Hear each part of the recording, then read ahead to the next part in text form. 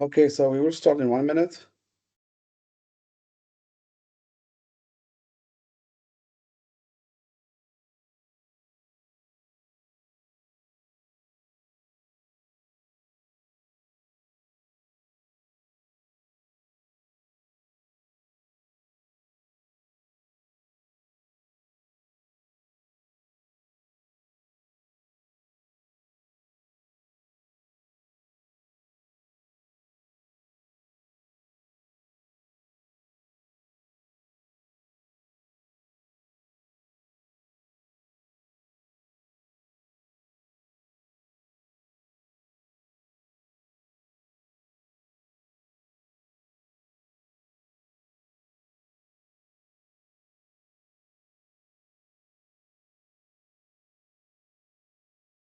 Seconds to go. Just a few seconds.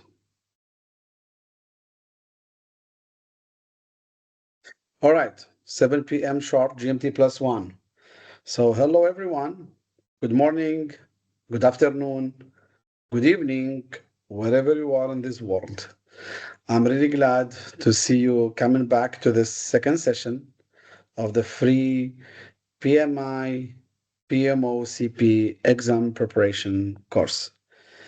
So on Monday, we had the first session in which we have covered, I would say, we had an introduction about the exam, and then we had this introduction about the new modern PMO, how PMI sees the PMO as a service provider, to ensure the delivery of value. There is value being delivered to the customers. Okay, I hope that everyone had the chance to rewatch the session, which we have shared on YouTube. We could see that hundreds and really hundreds of people managed to get the code, which we shared on one of the slides during the first session, and they managed to fill out the form, which we shared yesterday in a post, in a summary post, and they liked and shared the post. Now, of course, we noticed that there were more codes entered than the post itself being reposted. Remember, in order to qualify for the 10-hour training completion certification, you need to enter the code correctly in the form and like and share the post. That's really a must, so you can get the 10-hour training completion certification. Now, today we're going to go further in this training, okay? And we will start with chapter 2. Now, we're going to look at something very, very interesting during today's session and also on Friday's session, the third and last session. We're going to look at the new PMO value ring framework. This is a new framework, something developed by PMI in collaboration, of course, with its affiliates. And I really think you're going to like this PMO valuing framework. Now, I'm going to share with you this slide number 101, okay? And I think this is a very, very important slide because on the left here, you can see the entire valuing framework. On the right side here, the different components. So this entire valuing framework is decomposed into the four main components: the organizational baseline elements, the PMO structural components, the value generating PMO flywheel. Okay, I think this what would take most of, this will take at least half of today's session and the entire Friday session. Sorry, the customer experience lifecycle comes third, and then the value generating PMO flywheel. Now, of course, we will go into details in each part of this valuing framework and of this flywheel. Now, many of you, the moment they see this, they panic. They say, "Oh my God, what's this? This is so complex. I wouldn't be able to understand this." Don't worry about it. Don't worry about it. Many people said the same the moment they saw it. However, it is our job to make this easy for you. So Actually, the PMO valuing framework is a very, very smart concept, very smart framework. It really helps everyone, from the PMO to understand what does it take, you know, really, what does it take on all components, organization-wide, PMO structure aspect or level, from a customer experience point of view, and then the different steps in that customer experience. What does it take to ensure that PMO delivers value, right? Now, in order for the PMO to deliver value, this framework, it takes the whole concept from outside in. Okay, so we go from the outside, we start with the baseline elements on organizational level, like the organizational strategy, or yeah, structure, maybe structure. Okay, what or how should the organization structure be, and how would it support having a PMO which delivers value? Okay, what kind of industry profiles there should be? What about the organizational strategy? How should it be in order to ensure we have a PMO which delivers value? And also, what about the organization's culture and maturity? So this first part, the first elements, okay, the first level is about the organization itself and the industry it belongs to. Okay, so that's how, or that's what we need to define, or that's what we need to understand and define at the beginning. Okay, if we want to have a PMO which delivers value. Okay, so industry specific profile, the structure, the culture, the strategy, all of that. Now, once we have that set, defined, and in place, then we will look at the different structural components of the PMO. Okay, how to mandate a PMO, how to have a PMO, how to install a PMO. What about the PMO governance? How should it be, the PMO governance? And which strategy the PMO should follow, or which strategies? Now that comes as a second level. Okay? Now, once we have the structural components defined, then now we need to look into the customer's experience lifecycle. We have defined in the first session who are the PMO's customers. Okay, we've looked at different customers, the project managers, the program managers, the portfolio managers, the business unit leaders, the management, the executives, etc. And we saw even the difference between customers and stakeholders, in relation to PMO. Now, the third level is to understand this life cycle of the customer's experience. And the customer's experience with PMO, it will start with exploration. What's this PMO about? What are our needs? Can PMO really help us? Then design, okay, designing the PMO. What should the PMO offer? What is the value proposition of the PMO? How are which services will be offered to us now? This each customer is asking this question actually. Okay, so that's the second phase. Then deploying, onboarding the services, operating the services, which were designed based on the needs. Because in the exploration phase, we're building awareness and assessing the needs. On the design phase, we'll propose, as a PMO, we are proposing the value, so everyone knows that we're bringing value, and then we're preparing the service catalog, the services which we will be offering. Then on the deployment phase, okay, then on the deployment phase, we will be onboarding the services, okay, and we will be operating them, like really, like running the services, whatever the PMO is offering. All right.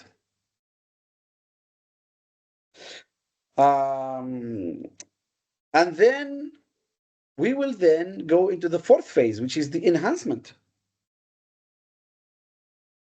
Okay, so in the enhancement, we will monitor the services. which we are offering. Are we offering it right? Are we offering according to the SLAs, the service level agreements? And also we will work on improving. Remember everyone, improving whatever we're offering is part of the mindset, okay, of PMI in almost most of the certifications. Now we will make sure that we are enhancing those services to better respond to the customer's needs.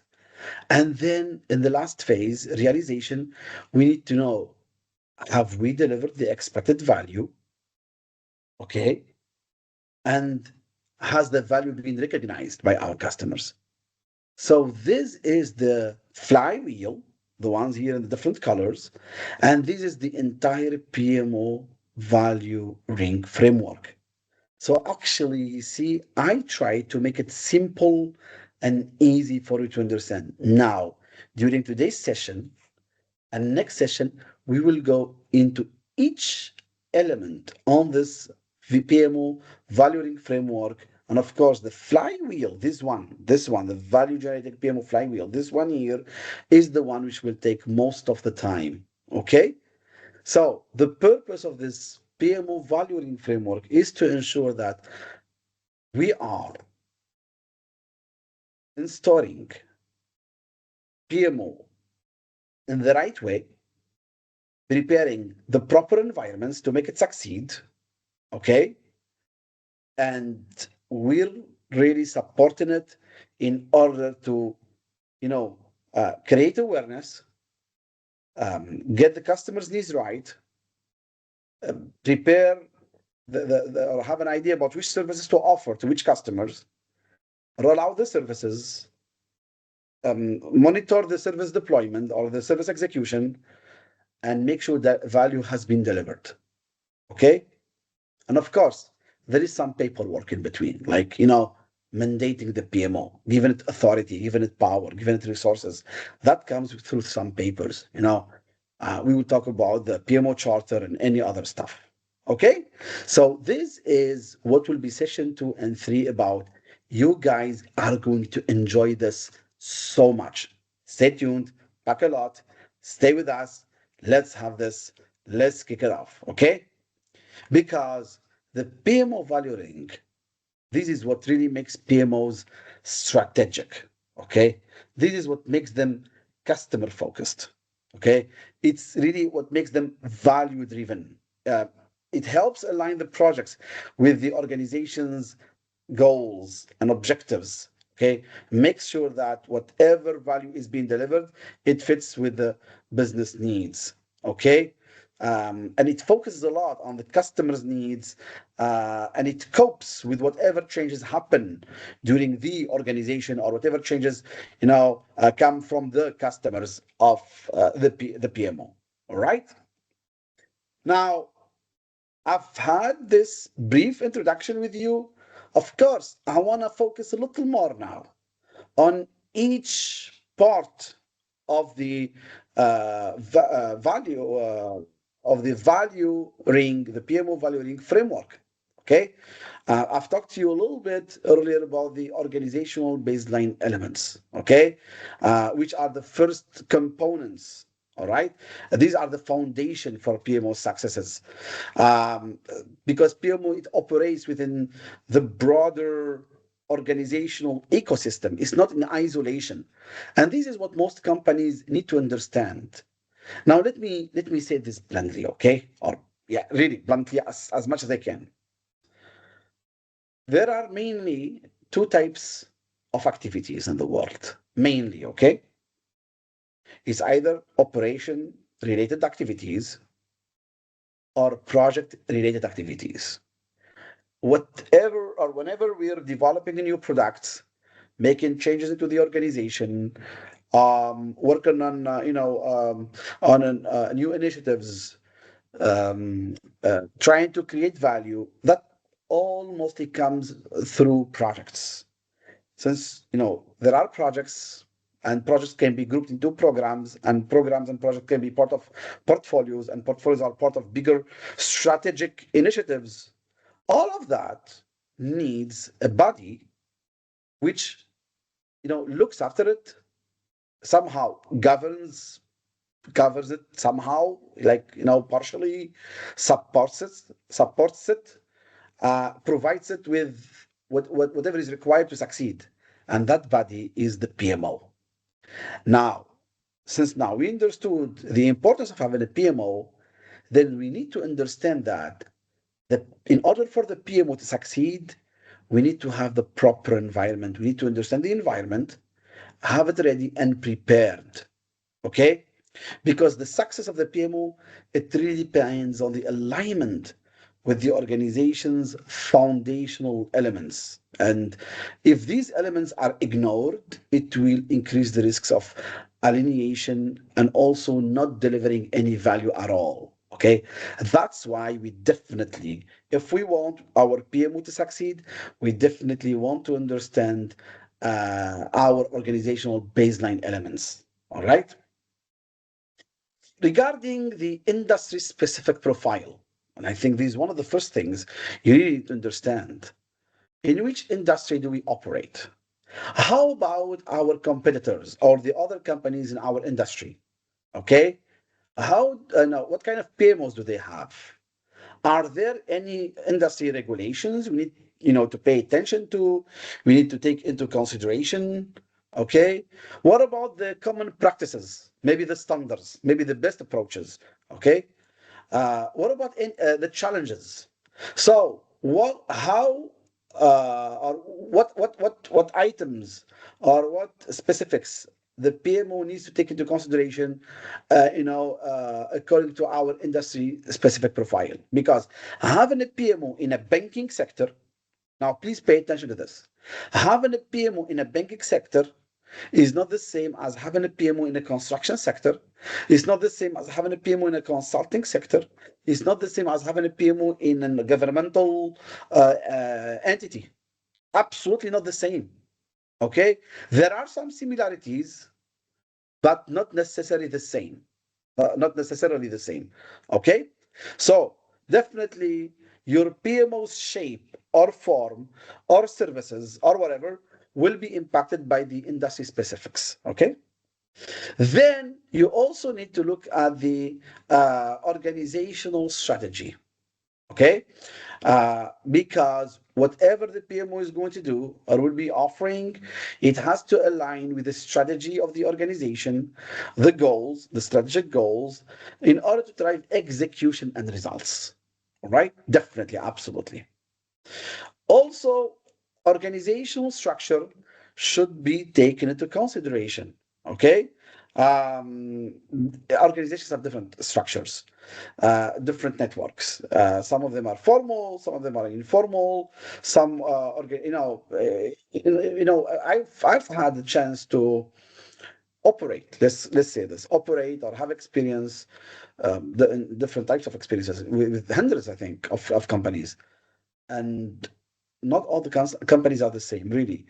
Many companies have different forms, different structures, and therefore you need to adjust to that, understand what kind of hierarchy, how the management operates, what are the organizational process assets, guidelines, which tools being used, etc., etc. Okay, so all of that would impact the shape and form of your PMO.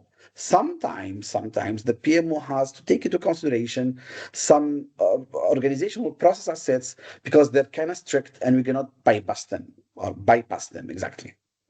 And also, the PMO needs to look into the organizational culture and maturity. Not all organizations are mature, and not all of them understand PMO the same way or values PMO the same way. So there are different maturity levels, on organizational level. Okay, so PMO has to understand that, adapt, and maybe tries to enhance or transform the organization as much as possible. Some companies are more open to transformations. Yes, there may be very functional organizations. Maybe they want to become sort of a matrix organization, okay, where there is more importance given to project management. Maybe, okay. Some organizations, are kind of rigid. They have projects, but maybe they're not giving them the importance. They don't value project management. Maybe they don't think the PMO is necessary. Or maybe PMO is just an extra cost, an overhead cost. We don't need PMO. Why? We have a project manager.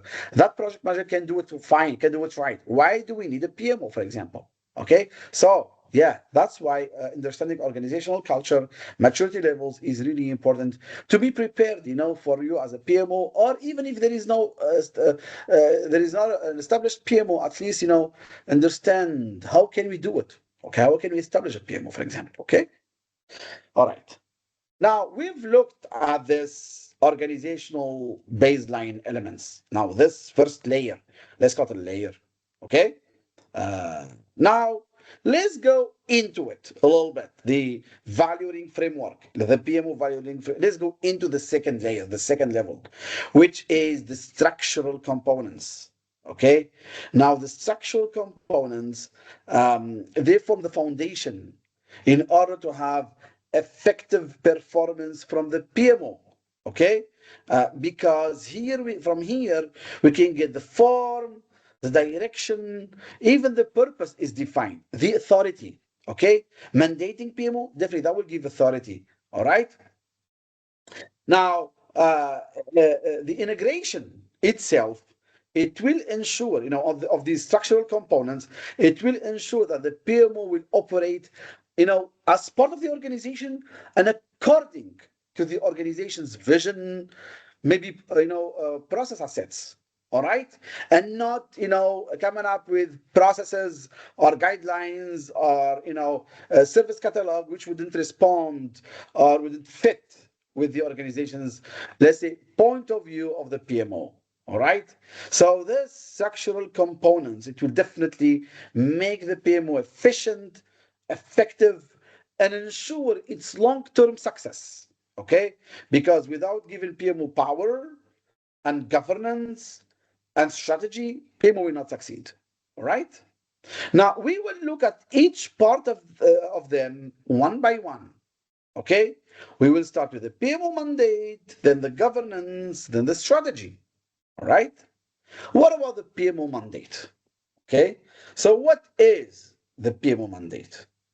The PMO mandate actually, um, it really explains why the PMO exists and which values is it expected to deliver. Okay, and that will help, like, authorize or formally, recognize the importance of having a PMO. Okay, so why the PMO exists, all right? That's very, very important, given it, authority to ensure that, or to help the PMO have value delivered, ensure that that value is going to be measured. So we will define KPIs for it. We can have consistency. Okay. We talked about consistency. Now we don't mean one fit all model. No, but having consistency and the services being provided and the value being delivered, and maybe, even improvements. Okay. Now the mandate is definitely going to be formalized in the PMO charter. Many people know the project charter. We know that the project charter, it officially, it gives authority to the project manager to start using the organization's resources. It officially, officializes the project. Okay, and is the first document almost to be approved in the project lifecycle, in order to, officially start the project, give the power to the project manager, and, kick off this project. Okay, so it's almost the same with the PMO, to have a PMO validated and approved PMO charter. Okay, this way the PMO can have authority, governance can be then established later on, roles and responsibilities will be defined, between the PMO leadership and PMO team members, also expectations, and also the PMO mandate, especially the project charter. It will make sure that the PMO is going to be aligned with the organizational goals. So it's authority, and it's, given, officializing the establishment, and authorizing PMO to use the resources. Okay, so that's mainly what the PMO mandate is about. Okay, because the PMO here, it will cover, it will cover a different scope, and the mandate will define the scope. Okay, are we going to have an enterprise PMO, right, to align, with the strategic oversight for all the initiatives of the company, whether it's portfolios, whether it's project. And then, if we will have PMOs on departmental levels or divisional levels, to manage specific functional areas or specific business units, and also then how we're going to, break that down maybe further into program or project specific PMOs, whether, as a supportive or other types of PMO. Okay, so the mandate will help clarify the scope of the PMO. What will the PMO cover? Right? Okay. Now, the PMO charter is a very important document. Of course, in the PMI-PMOCP exam, you're going to have a question about the PMO charter. Definitely. Okay. The PMO charter is a document. It could be one-page document. It could be multiple-page document. In the project management, in projects, it's usually a one-pager. It should be the same almost, maybe, the PMO charter. It will help, define the services, not in details, but at least the responsibilities, what kind of services it will be offering, the scope of the PMO, how decisions will be made. Okay, if there are any areas, specific areas, specific portfolios or projects that will be covered.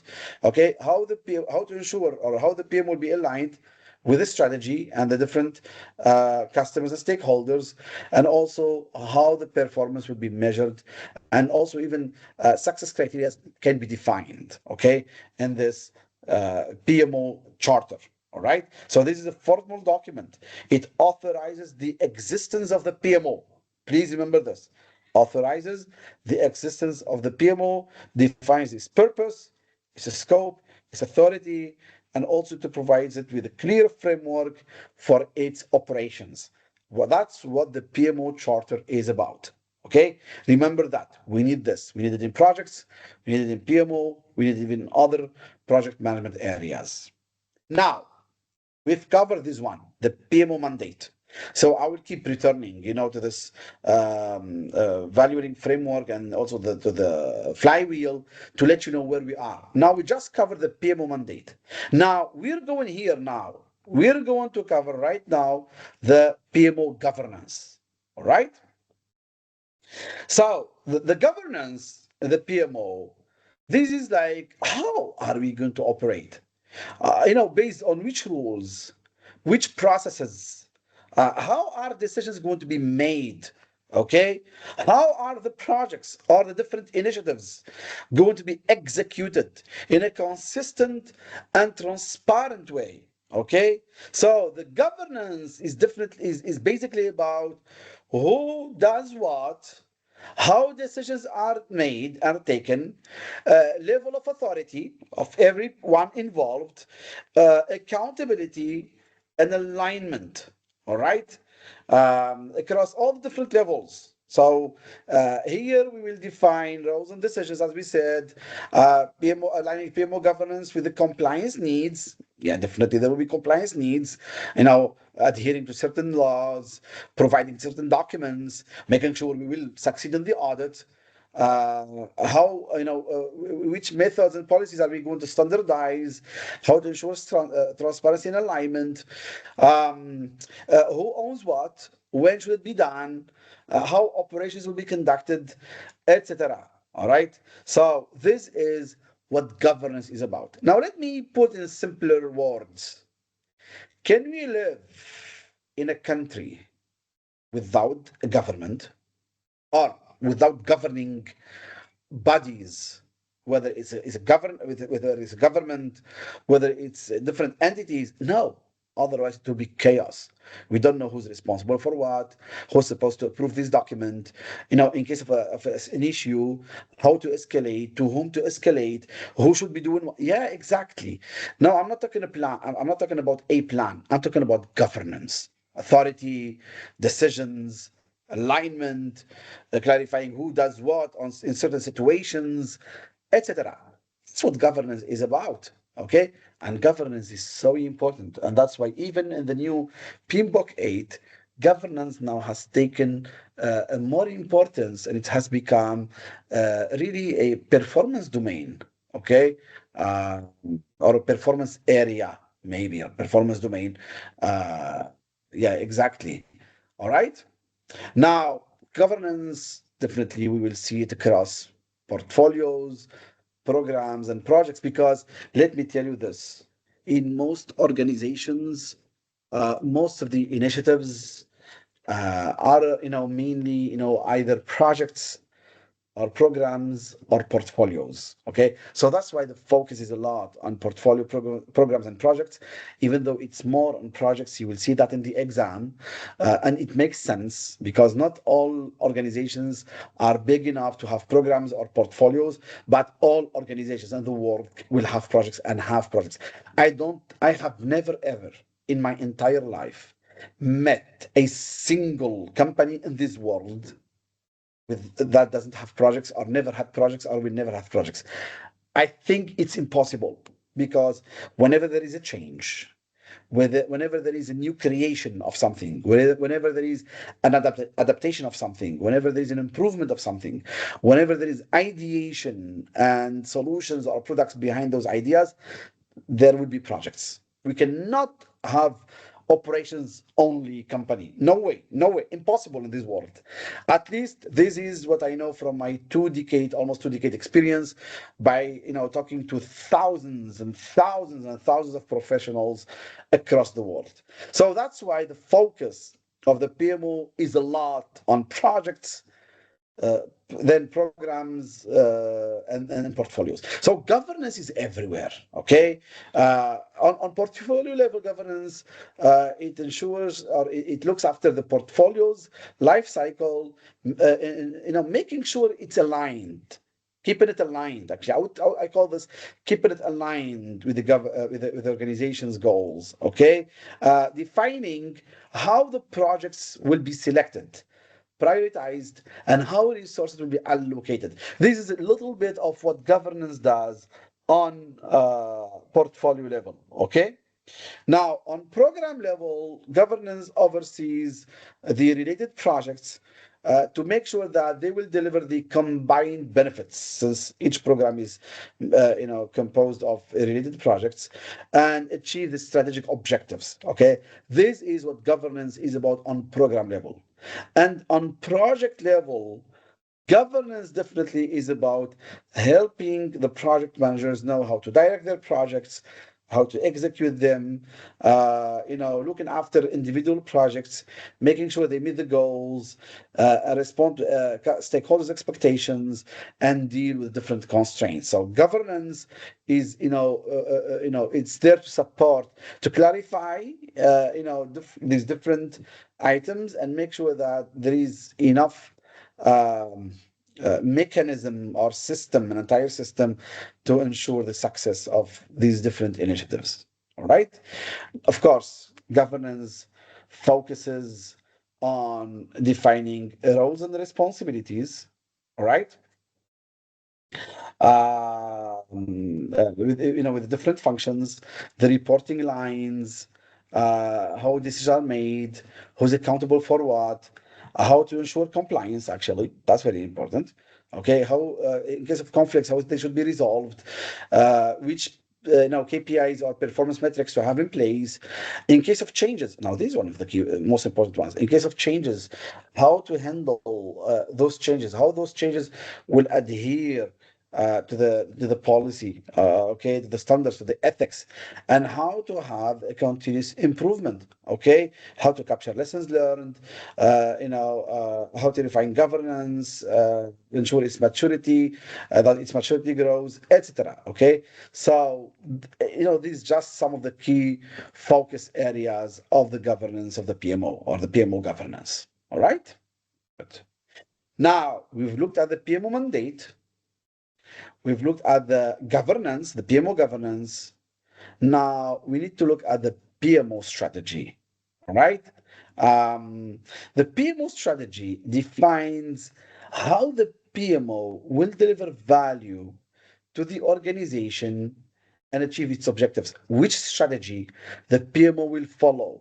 Okay, of course, the strategy has got to align with the different initiatives and priorities. Priorities and initiatives. Please remember these two words: initiatives and priorities of the organization. All right. So, and the PMO strategy is not rigid. It can be adaptive as much as necessary. All right.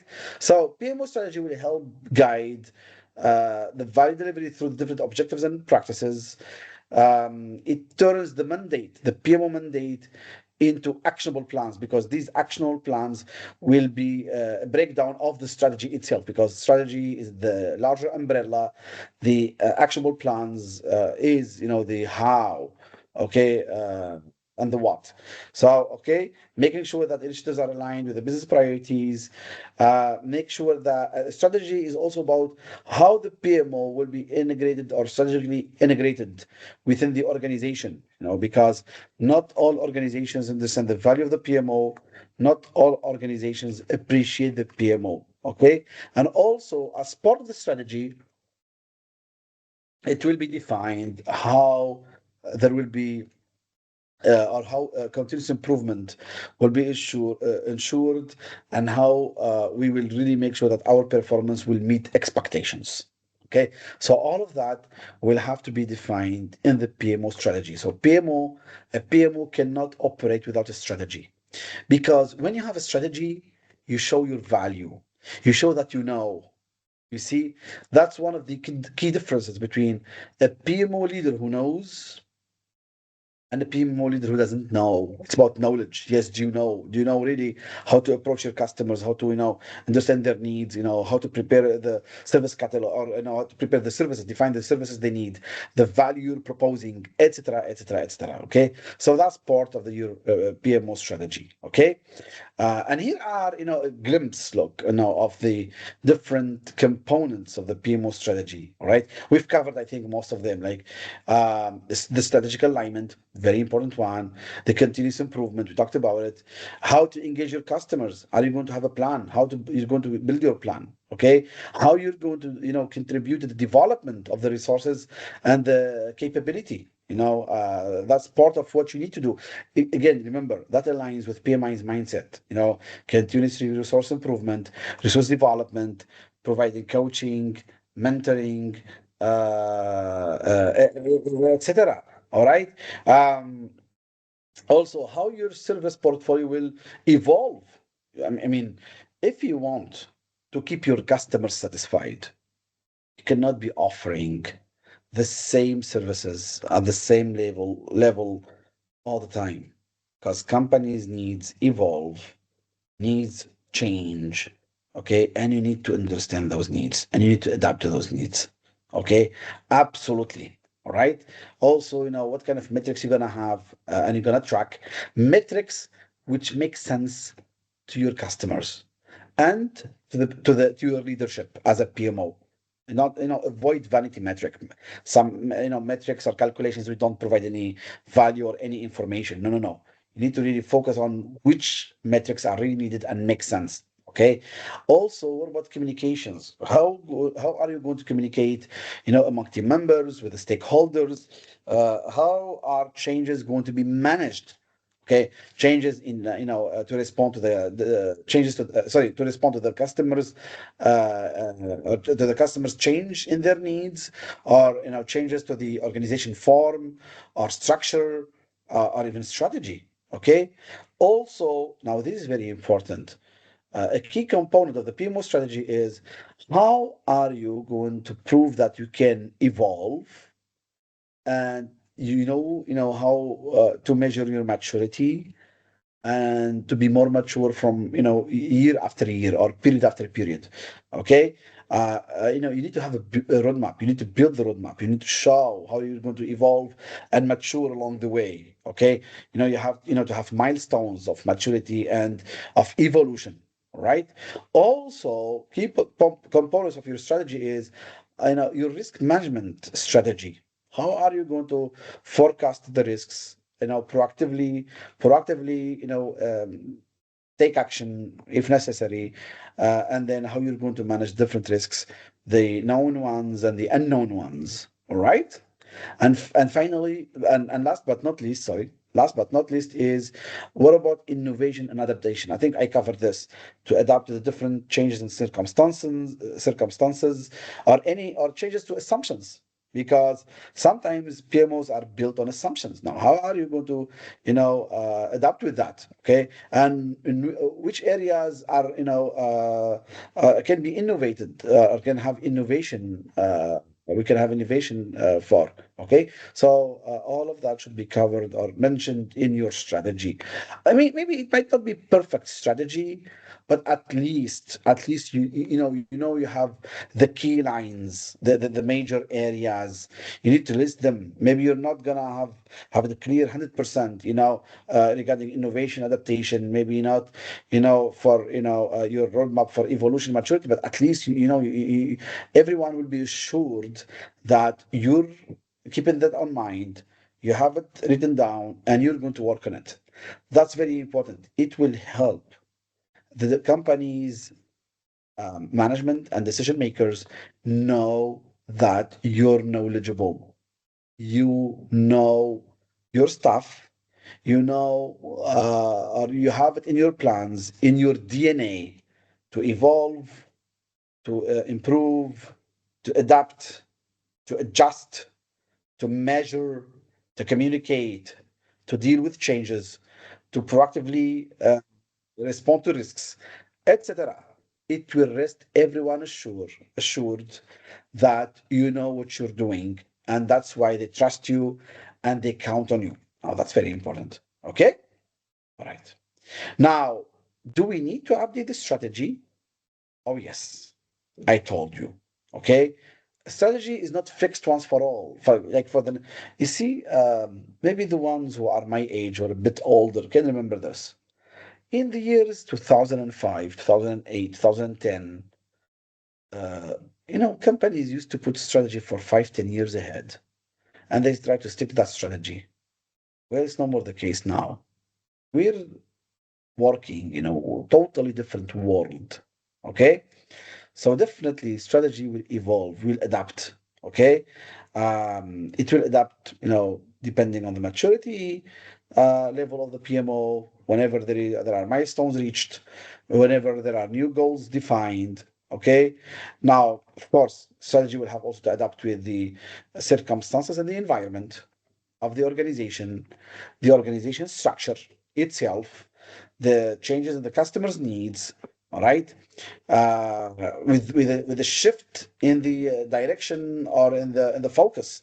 Okay, maybe now the company operates in this market, focusing on these products, on this type of work.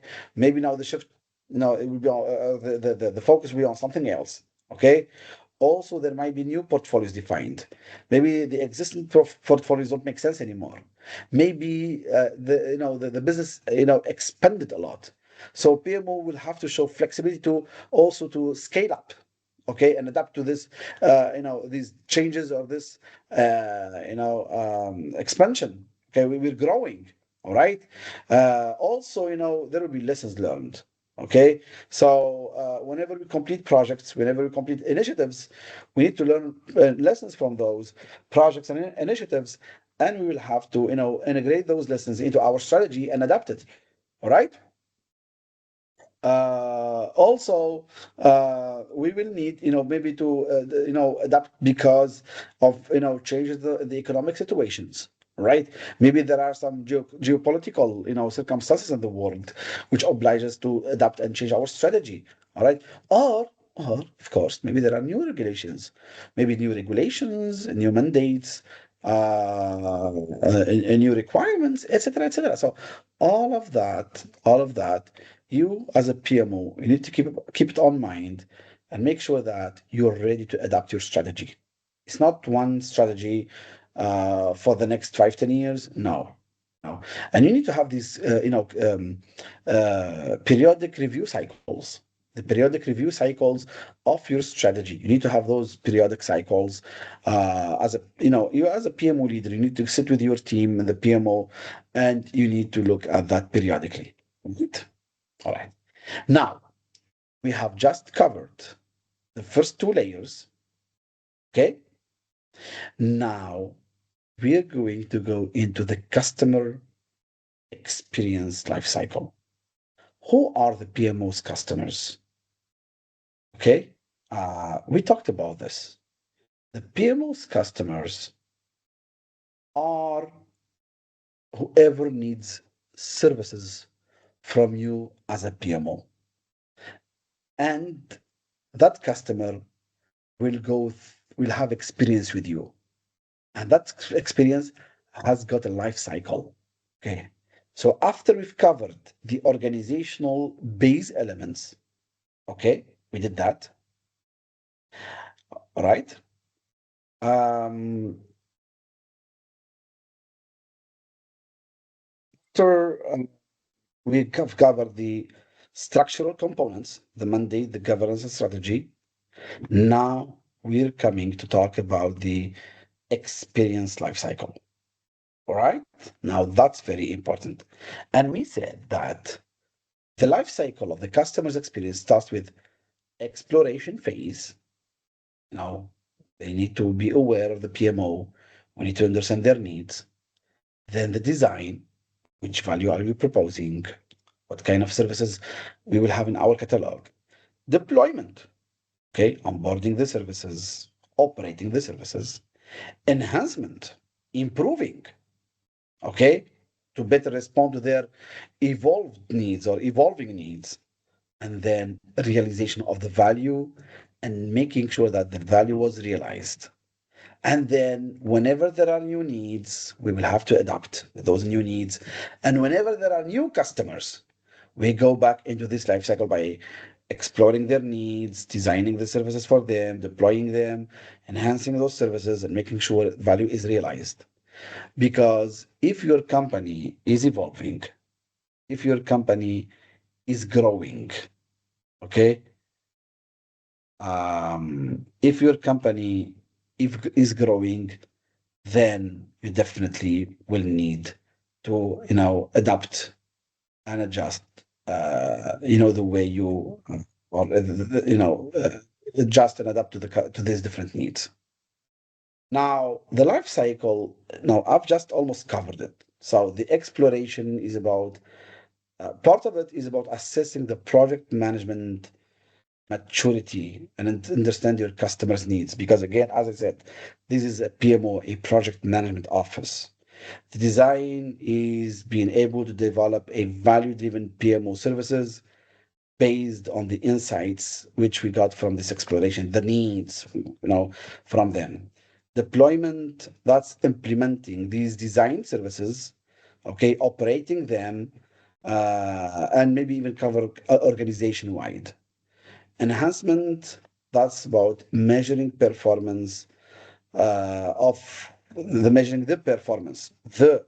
performance of our service operation, monitor the service effectiveness, and take any necessary corrective actions or make change requests.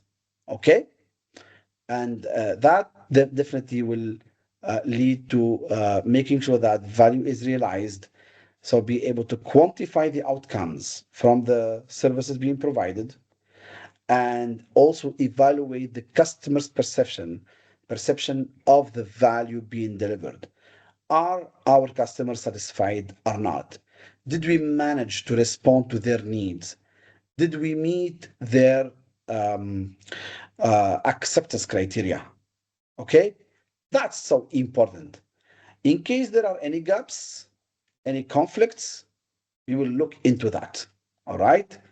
That's the entire cycle for the customer experience. So now we just covered this layer. Okay.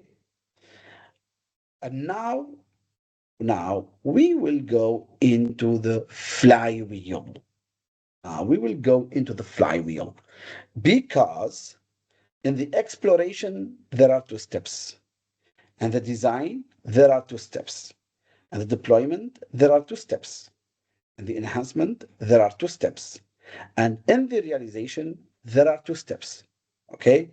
So, and this, what you see in colors like orange, violet, green, different colors, different shades of colors, That's called the value generating PMO flywheel.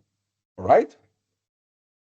And here in this table, we will, summarize them for you before we go into these steps one by one into details. So, in the exploration stage, there are two steps.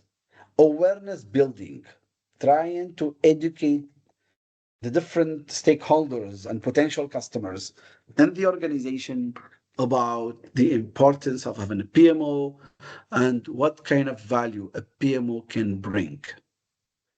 In the needs, and the second step is the needs assessment, understanding what the customers really needs based on the customer's profiles, functions, jobs, current assignments. Okay, based on our experience, also we will know how to respond to each customer's needs, and sometimes, let me tell you a secret. Sometimes help the customers better understand their needs. Okay? Better understand their needs because sometimes customers don't really understand their needs very, very well. All right? We will go into details into that. Now, the second stage or phase is the design. Okay? And it's got two steps. Design the value proposition. Okay? Which services are we going to offer and which pains are these services going to relieve you from as a customer and which gains it will bring you. Now that's our value proposition. And then the step four, or the second step in the design stage is the service deployment. We're going to create our service catalog, or we're going to define the services we're going to offer to you based on our customers' profile and customers' personas, right? Then the third stage is the deployment. Now it's got two steps as well. The service onboarding. Now we're going to introduce our services, onboard them, and adopt them to whatever needs you have. And the service operation, which is ensuring consistent service delivery, making sure our services meet the service level agreements. Then comes the enhancement stage, and it's got two steps.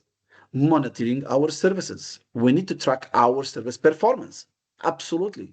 We need to know if our services are performing according to the plan or not. Well, that's so important, right? And then also we need to make sure that we improve our services. We need to implement whatever improvement measures. Okay. So that's what we need to do. All right. How we are going to, improve our services. And then here what comes the cherry on the cake. I call it the cherry on the cake. All right. The realization stage. It's got two steps. The delivery of the value. Did we make the impact? The expected impact? How can we measure that? Okay. And then is our value being recognized? Yes or no? Is it being recognized? Do the customers really recognize the value we have delivered to them? Did we meet their expectations? Because in the exam, you will see that there will be questions from the decision makers of the company, the management. They will be questioning, do we need a PMO? Do we want to keep the PMO? Is a PMO necessary to have? Etc., etc. So, going back here to page 117, this is our value generating PMO flywheel, okay, with the different stages in the customer experience lifecycle and the steps inside each stage. I think this slide 118 is so important. Okay, now let's have a question.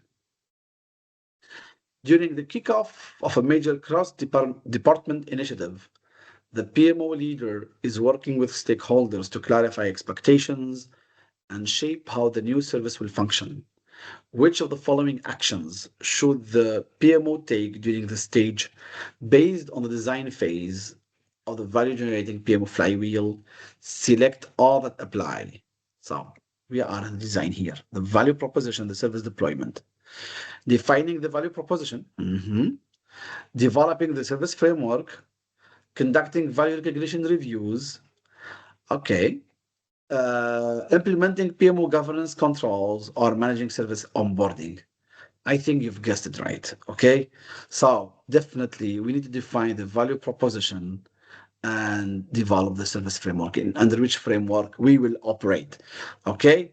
Not conducting value recognition reviews. That's maybe later. Implementing PMO governance controls. Nope. And managing service onboarding. That comes later.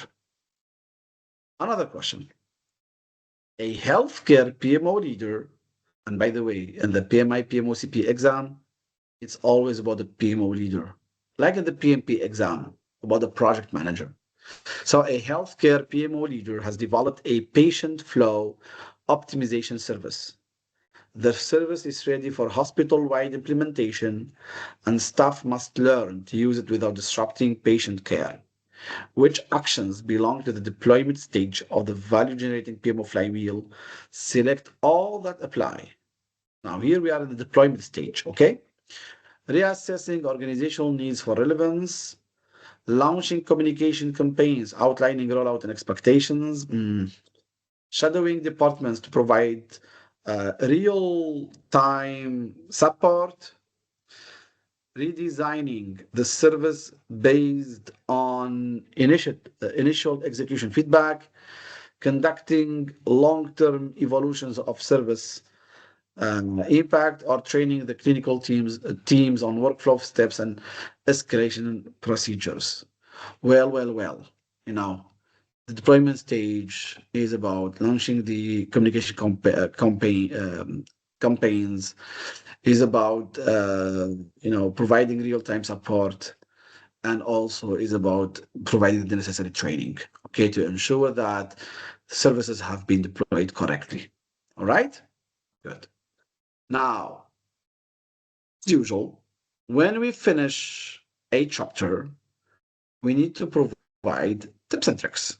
Okay, these tips and tricks will help you, have the most important elements in the PMI's mindset in relation, with the PMI PMOCP certification. So you can have just one slide of tips and tricks to help you really have these, notes which you can depend on or count on in your, just the day before your exam. So value ring, the PMO value ring emphasizes continuous value delivery and alignment with organizational needs, of course. It positions the PMO as a strategic, not just administrative, as it used to be, or as companies used to look at it in previous decades. Yeah, it's decades already. Yeah. The PMO charter, it authorizes the PMO, defines its purpose, the scope, the authority, provides a clear framework for its operations. The PMO should operate within the broader organizational ecosystem. It should not be in isolation. Please remember this. That's so important. Okay. PMO should align or aligns governance with compliance needs. And the PMO strategy, it aligns initiatives with business priorities. All right. And please remember the customer experience lifecycle: exploration, then design, then deployment, then enhancement, and then realization. And of course, it's an iterative cycle. Okay. And your customer should be continuously engaged. All right. Good. So we have just finished chapter 2. And now we will go into each stage. Okay. And we will start with the exploration. Okay, so we will start with the exploration stage, which contains 2 steps. Step 1, awareness building, and step 2, needs assessment. All right, so these are the 2 steps in the chapter or in the stage of exploration. All right, so we're going to go into each step in details. We are going to start with step one, awareness building. All right. So this is the first step in the flywheel, the value generating PMO flywheel. The awareness building is about ensuring that stakeholders they know what PMO is about. They understand the need for having a PMO and the value the PMO it will provide from its services and what is its role about. Okay, this is so important. Okay, so um, it really helps understand the foundation of the value generation of the PMO and how the services will be implemented. This is just an overview. This is awareness building overview. Also, it helps maybe set the culture or understand the culture. All right, how to have excellence in project management and have a continuous improvement mindset. Also, for awareness building, or it's about ensuring that the PMO is viewed as indispensable resource. PMO is not one person, okay? Is not a one person. A PMO is actually an entire body. We have already mentioned this. We have already covered this. All right. So when we say resource, are we talking about the PMO as a resource? All right. That's very important. And also, awareness building is a continuous is a continuous process. It's not a one-time thing because we will have new stakeholders and new customers all the time. Um, Companies or people change in companies or companies change people. I think it goes both ways. We will always have new people coming in, new resources joining, new project managers, new decision makers, etc., etc. So, you need as a PMO to have a plan as part of your strategy, how you're going to keep raising the awareness with the different people joining. So it's a continuous process, awareness raising or awareness building, right? That's very important. Please keep it on mind because I think there are many functions in many companies which struggle because of the fact that they've done a good job when they were created as a function or as a department like HR, for example. HR, when it is established in a company, usually in the first year, they do a great job. They make sure that everyone understands the role of the HR, what the HR does, the value of the HR, how the HR can help you grow, succeed, etc., etc. That's great.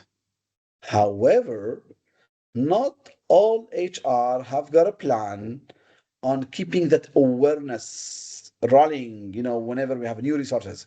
Of course, depends on the company. There's some companies, whenever you join a new company, HR calls you in and says, hello, I'm HR. This is what I'm going to do for you. This is how you operate. This is the kind of support you can get. And they create an onboarding plan for you for the next 3 months with the 80-20, 50-50, 20-80 for each month. That's great. So I just gave you an example of an HR just to bring you closer to the PMO. You as a PMO, you need to ensure that you have, as part of your strategy, a plan how you're going to keep people aware of your importance as a PMO, your services, your the support you can provide, the value you can deliver all the time, and you create necessary material for that because there will be new people in your organizations. Okay. Now, in order to implement awareness, there are 5 steps. Uh, First step is to identify the potential customers. Okay. Second step is to establish regular touch points with these customers. All right. Third step is to make sure that you educate your customers about the values, okay, that you're bringing, your values. Fourth step is about knowing how you're going to measure your effectiveness. And the fifth step is about having continuous improvement as part of the mindset of your operations. Okay, so these are 5 steps, 5 cards. These 5 cards, you see them. Each card represents a step. Okay, into awareness building. All right. So let's start with the first card, the first step, which is identifying the potential customers. So I'm going to go through each step here. So see, when you see one here, that's the first step, like identifying potential PMO customers. All right. Now you need to identify your potential customers. All right. How would you do that? Well. You can start by understanding the hierarchy of your organization. You're doing your organizational mapping. Who is who? Okay, you identify key departments. Who's the leader, the boss? Sorry for the word. In each department, their roles, their sphere of influence. Okay, and how are they involved in the different initiatives and the different activities of the projects? Okay, that's the first thing. Or then you can also go through the strategic segmentation. Like you group your customers by their maturity level. Some customers know well about PMO. They have experience with PMO. Others not. Also, you probably segment them based on their needs. That could be a strategic segmentation criteria, or their engagement level. So you define your strategy for segmenting your customers. All right. You can also look at the power dynamics. Okay, who are the decision makers? Who are the influencers which will help you or maybe block you? Okay, maybe you want them to help you get some outreach. So you need to understand the power dynamics. All right. Also, something so important, which is unfortunately, I say it, rarely done in companies, which is to define customer personas. Personas, these are like, creating these fictive profiles of each segment. Define, the goals for each segment, the needs, the objections, their traits, their, their expectations, etc. So, and that happens usually in large corporations with thousands and thousands of potential customers within that organization or that corporation. In that case, the PMO will definitely be doing some profiling, creating some customer personas based on the segmentation here. And then you will need to prioritize your customers. Okay. Not all the customers have the same priority, the same importance. You need to rank your customers. Okay. Maybe you will rank them by impact on your PMO success. Okay. So there are different techniques for prioritization. Uh, we will talk about that maybe later. Now, you can use different techniques and we will go through that. Okay, we will go through that because now I want to just look at techniques for identifying stakeholders or potential customers. Okay, from which we will create the personas, and then we will look at the power access grid for customer prioritization. Okay, these are the major 2 ones I'm going to cover because that's mostly what the most important stuff you need to know. Now, you can use different methods to identify your potential customers or stakeholders, like conducting some structured interviews, okay, or reviews. Maybe having some brainstorming sessions with your key early key stakeholders or potential customers. Okay. And from those, you can identify more potential customers and understand their needs. Again, having interviews, surveys, to know who really qualifies as a customer or as a stakeholder, having workshops with them, reviewing some documents. Like, when I teach PMP, I tell my students, if you want to know your early, you want to discover your stakeholders early enough, uh, actually, actually, you can start with a business case. The business case is going to be a very good initial source, to know your stakeholders. Okay, so all of your stakeholders, you will record them in a document. You can call it a stakeholder register, in which includes personas, but you definitely are going to record your stakeholders. We prefer a stakeholder register so you can track that. Okay, and if you want to categorize or rank your stakeholders, you can use different tools, really different tools. One of the most famous tools to rank your stakeholders is the power interest grid. Okay, you're going to have stakeholders with high interest and high power, and these stakeholders you need to manage closely because they're so interested in your services as PMO and the value you create as a PMO, all right? And they have high power. So you definitely want to manage them closely. You want to keep them involved in the decisions, keep them updated regularly. These stakeholders are so important because they have high interest and high power. They come first. They have huge influence even on the strategic direction and the PMO success. These profiles or these stakeholders could be CEO, CIO, senior executives, etc. Okay, even sometimes portfolio managers. Yeah, sometimes. In second place come the stakeholders who have high power, but right now they might not be so interested in your initiatives or in whatever you're doing because they're busy with other stuff, with their functional area. But these stakeholders, because of their higher power, you need to keep them satisfied. You absolutely need to keep them satisfied. Okay, provide them with just high level updates and keep them aligned. Don't bore them with unnecessary details. Don't push them away.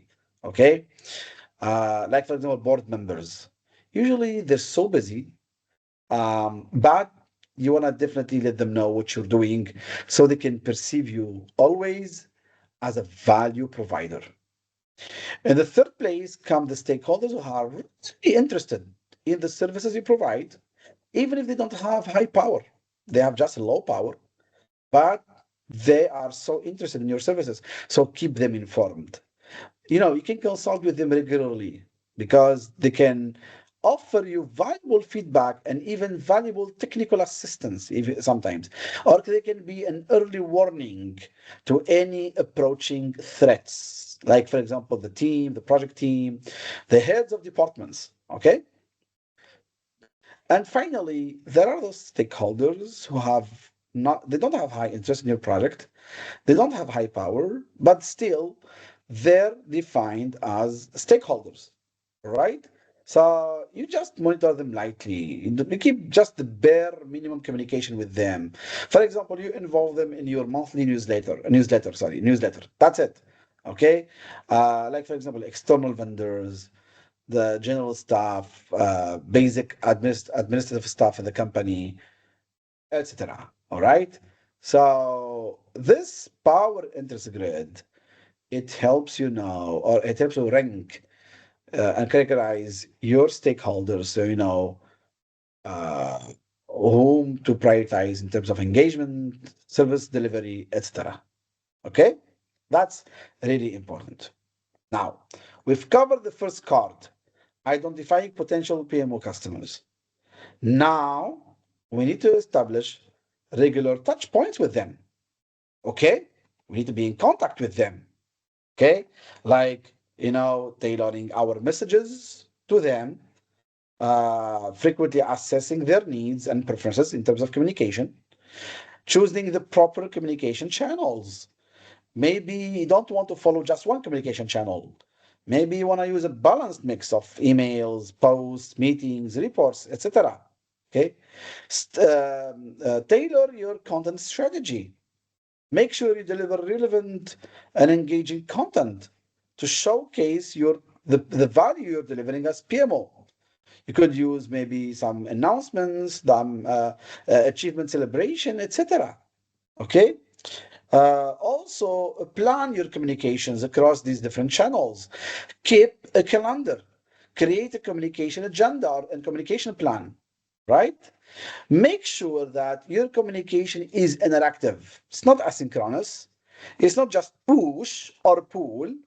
Interactive communication is the best way of interacting and engaging stakeholders. Okay, enable a two-way engagement. Either through Q&A sessions, maybe use some feedback tools, etc. Okay, and make sure that you are flexible in the information you share. All right. Offer tiered communication options, which fits with the needs of the different roles of the stakeholders. The information needs of a high power, high interest stakeholder is not the same as the information needs of a low power, low interest stakeholder. Okay. You might use some technology. All right. You can automate some reporting, centralize some updates, maybe even use some digital tools and platforms, okay, in order to have smooth and fluid communication with your stakeholders and potential customers, okay. But don't forget to track the effectiveness of your communication, okay. So you need to have regular touch points with like, for example, tracking some metrics, like how many of your emails have been open, the attendance in your events, if your documents are being seen, if there are visitors onto your intranet where you're storing your documentation as a PMO, etc., etc. Okay, and you can even think of having some casual interactions, like you don't have to be disciplined and formal all the time. Okay, you can have, like, some informal engagement. All right, so yeah, absolutely. This is how you can keep, or you can establish regular touch points with your stakeholders, potential customers, or customers, eventually. And I think you will need this. You will need this even in your current work, not just as a PMO, even in your current work. Communication is key, really. Communication is the most important skill any person can have, really, in whatever role, whatever function you have, right? Okay? All right. Now, you might have some difficult or some stakeholders who are difficult to deal with. And this is absolutely normal. You know, go to any shop, any kind of shops, okay? Whether it's food selling shop, clothes selling shop, whether it's a service provider, etc., etc. Whatever type of shop you go into, they will tell you stories, countless stories about difficult stakeholders or customers which were difficult to deal with. So, how to deal with a difficult customer, with a difficult stakeholder, someone who has got interest in your services or can impact your value delivery? Well, whenever you have a difficult stakeholder, let me tell you this. You guys, you know that it's all about personalities, perception, and expectation. Personality, perception, and expectation. Okay? So, if you know that people are different, their perceptions are not all the same, and so are their expectations, that will make it much, much easier for you to understand, why are people different? Why aren't people all the same or have the same needs or expectations? And therefore, you will utilize different skills, apply different skills. If you're dealing with difficult stakeholders, try listening. Try to understand the gap between what they received and what they expected. Try to make sure that they really acknowledge the benefits of the PMO. Okay? Stay professional. Be assertive in your communication. Use your negotiation skills. Okay? Make sure that they really understand what kind of support the PMO can do. Try to talk to them directly. Don't avoid them. Okay? You can apply different conflict resolution techniques, which we will see in the next slide. Try to get their buy-in. It's very important. Avoid escalating. Escalate only in case the resistance to change or the resistance to your services is ongoing, is repetitive. Okay. And if you escalate, please escalate diplomatically and escalate only when necessary. Okay. Try to be patient, really. And you know what? Use data. Data convinces people. For example, you can show your potential customers or your stakeholders how were the results last year without our PMO services and how are the results this year with having a PMO on site. Well, data convinces a lot, all right? And if you're having conflicts, you can try different techniques to resolve conflicts. There are 6 techniques to resolving conflicts. The best approach is to have confrontation between the conflicting parties. You sit with your with the stakeholder you're conflicting with. You try to resolve the problem. Try to apply direct communication. Look into the root cause of the conflict. This will lead to a win-win situation. In case direct confrontation is not possible, try to involve people. Have some collaboration, like bring in some executives or some people who can, people who can bring people together, intervene in order to reach a win-win situation. Sometimes we can decide to, make a compromise. Okay, it's a lose-lose situation because none of the parties have achieved all of their goals, but at least we keep a good relationship. Okay, so we can have some compromise. Sometimes one of the parties will have to accommodate. It's a temporary solution just to, not make things worse, but it cannot go forever. However, forcing or, your own opinion is not really the most appreciated.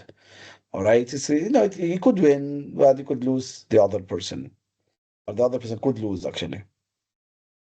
But in PMI's mindset, there is no such a thing as withdrawal. We don't withdraw from conflicts. We try because this will end to the end of the relationship. Okay, like by leaving the company or leaving the project, we don't do that. We prefer to confront or to collaborate. Okay, so these are some of the conflict resolution techniques when dealing with difficult stakeholders. Okay, now we've looked at establishing regular touch points. Now, how about educating your customers about the PMO value? Okay. Now, to educate your customers about which value the PMO is delivering, you can have some educational library, okay, by providing some tailored materials depending on the audience segment and the audience understanding and needs.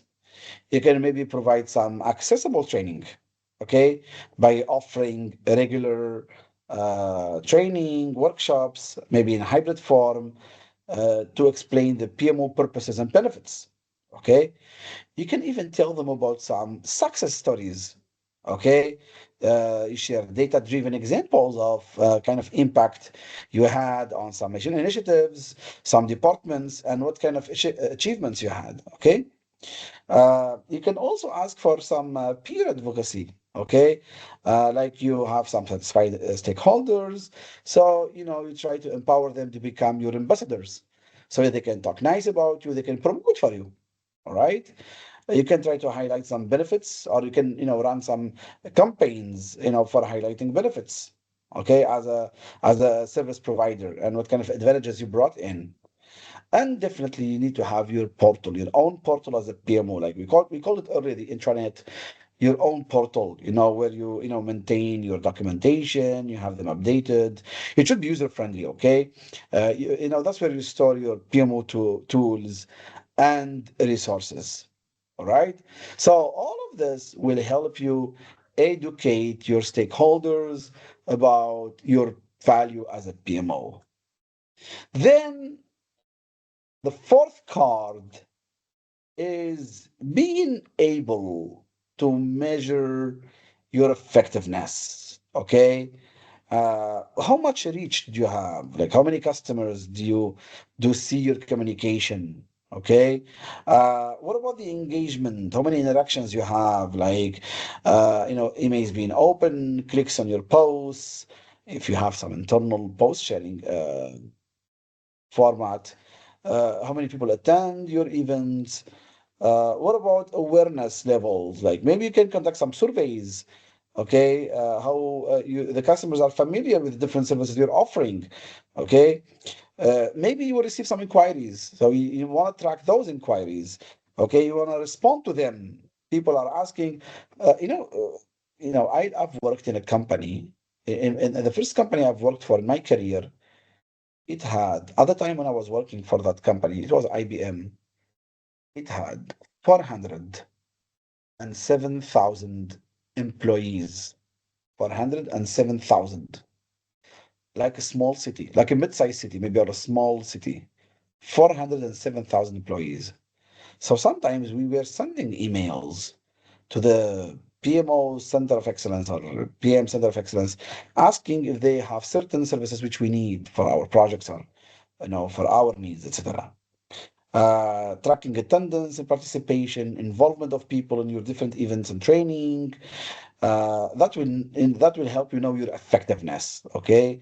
Also, measuring the increased use of the services after campaigns. That's the service uptake. How many new people are willing to take more services from you based on the awareness raising you're doing? Okay, the awareness building. This is part of your awareness building. We're still in the step of awareness building. And one of the key things you want to have is get feedback. Okay, analyze the customer's comments so you can understand uh, how they perceive you, and what do they say about you, and how you can maybe keep them engaged and satisfied. So all of this is part of your awareness building. Remember, we are in the first step, which is awareness building of the stage, which is exploration. Okay, of the flywheel. That's very important. Now, to monitor the engagement success, okay, which is so important for you, okay, when dealing with your customers, first of all, you need to have the mindset, of treating the stakeholder engagement as an ongoing process. This is not a one-time thing you do and then you go, then you disappear. No, no, no. This is an ongoing process, okay? When you're building a relationship with them, evaluate it regularly. Evaluate the engagement levels. Are your customers or your stakeholders engaged at the expected level? Have an engagement assessment matrix. Use it. Okay. And even check the effectiveness of your strategy. All right. Overall, not just engagement. Your overall strategy. Use some measurable indicators so you can assess the success. Like you can assess it qualitatively, like the satisfaction levels, how they perceive you, the stakeholders, and even their influence, and how are they influenced. Both. You can even have some quantitative assessment, like participation rate, response times, how frequently do they communicate and ask questions, etc. Okay, ask, collect feedback through surveys, and always refine the engagement strategies based on data, based on stakeholder input. Listen to them. They can guide you, they can show you how you can improve. Okay, and the final card, okay, in the awareness building is the continuous improvement of awareness building effort. Okay, how can you continuously improve? First, by understanding the results you got, and you want to share them transparently. Okay, you want to have some awareness metrics, and you want to present them to your key stakeholders, so you can demonstrate value and gain support. Like, for example, if the company's executives are your customers and they ask you, so how many people in our company are aware of your services and are appreciating that? Then you want to share some data with them. How many surveys did you conduct? Who participated in those surveys? What did they say? What's their perception, etc., etc. Okay, and then you need to improve. You need to regularly analyze the data. Check the trends and how you can improve the awareness building and awareness raising strategies and plans. Okay, and don't mind, please. Don't be afraid of doing some benchmarking. You can compare, with the best practices from different companies in different industries, not only in yours. Okay, you can get inspired from them. Okay, this is how you can have a continuous improvement of awareness building efforts in the organization, right? That's very important. Now let's have a question. It's time for a question. A newly established PMO is struggling to gain recognition within the organization. Some project managers and stakeholders are unaware of the PMO's purpose and the benefits it can provide, resulting in inconsistent adoption of project management practices. Unfortunately, that happens a lot in companies. Was the most effective action the PMO leader should take to build awareness and demonstrate its value? Wait, let me tell you this. Whenever you see an answer with wait, I don't think is the correct answer. Wait for project managers to discover the PMO's resources on their own. On their own, you not taking any action? No, because in PMI's mindset, we want PMOs and project managers to take effective actions. Conduct targeted workshops and communication campaigns to explain PMO's roles and benefits. I like that. Focus exclusively. Whenever there is an answer with exclusively, it's almost 100% wrong. And I had that on that PMO, PMICP exam. Focus exclusively on enforcing compliance with project management standards. Nope. Limit. No. An answer which starts with limit is wrong, or it contains limit is wrong. Limit engagement to senior leadership and ignore other stakeholders obviously is wrong. We don't ignore anyone. So the only correct answer is definitely answer B. Okay? Good. Now, I know you want to take a break. I know. Please let me finish step two and then we can take a break. Please, guys. Please. Okay? Now, the second step in the exploration phase or stage is to assess the needs. We finished the awareness building, we finished it. Now we're going to, assess the needs. Okay, this is the second step in the flywheel. Okay, after we have identified the stakeholders, and now we need to understand their needs. Okay, this is about identifying the needs, whether they're explicit needs, we're identifying them whether explicitly or implicitly. Okay, their needs, the challenges, the goals, understand or pinpoint the value. Oh, I like that. I like that. Value pinpointing. Oh, I love that. Okay. In which, which values are the highest so we can prioritize the activities. Which impact is being sought after and how we can maximize it so we can demonstrate tangible value to the organization. Uh, Fostering collaboration, how we can actively engage our customers and promoting the buy-in, all right, because this is so essential for the successful implementation of the services. Okay, of course, we're going to have the cards, the cards which represent the steps. What are the steps to implement the needs assessment? The first step is to have an outcome-based needs assessment. Okay. Second step is to collect data and outcomes. Third step is to analyze the gaps and identify opportunities. Fourth step is to prioritize the needs, the identified needs. And fifth step is to demonstrate the value of the needs assessment. Okay? So, an outcome-based needs assessment. Okay, we can go for landscape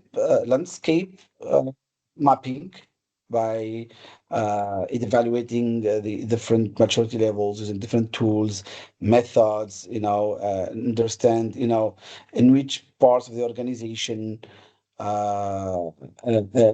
etc. Okay, who needs what and where.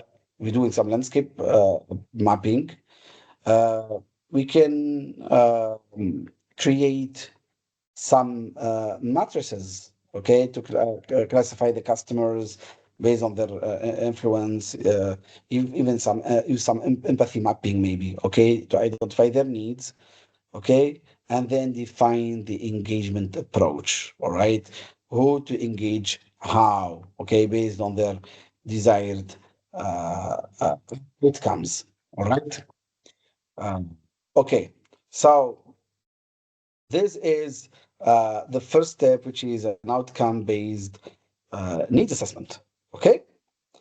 Then we need to collect data. Okay. We can use different tools, different techniques for collecting data. All right.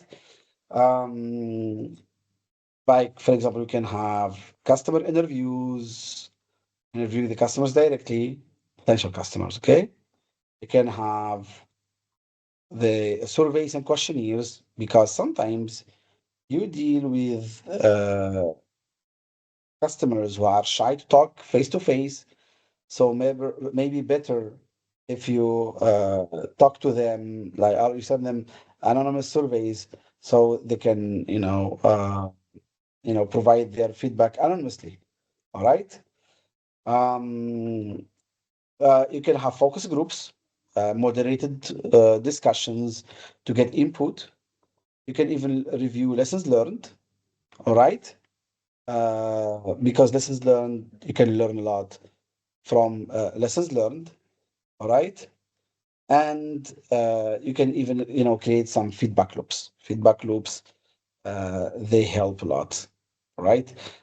In order to understand what kind of feedback has been provided and to, learn from that feedback. Okay. Now, of course, then you might want to analyze the gaps and um, identify some opportunities. All right. So you can have the pain and gain mapping. All right. You understand where are the customers' pains, what kind of gains they can have. You can use the customer journey mapping, uh, even though this is used a lot in software creation projects. But uh, try to have a customer journey for the services you're providing, the starting point, where they're starting, how the services will evolve, where you're taking them, etc. Then you can also use different matrices like the value expectation matrix. Okay, which value is being expected, what are we delivering, is it meeting expectations, yes or not? Okay. Then you can try to envision the future state. Okay, these will help you know, are you getting there?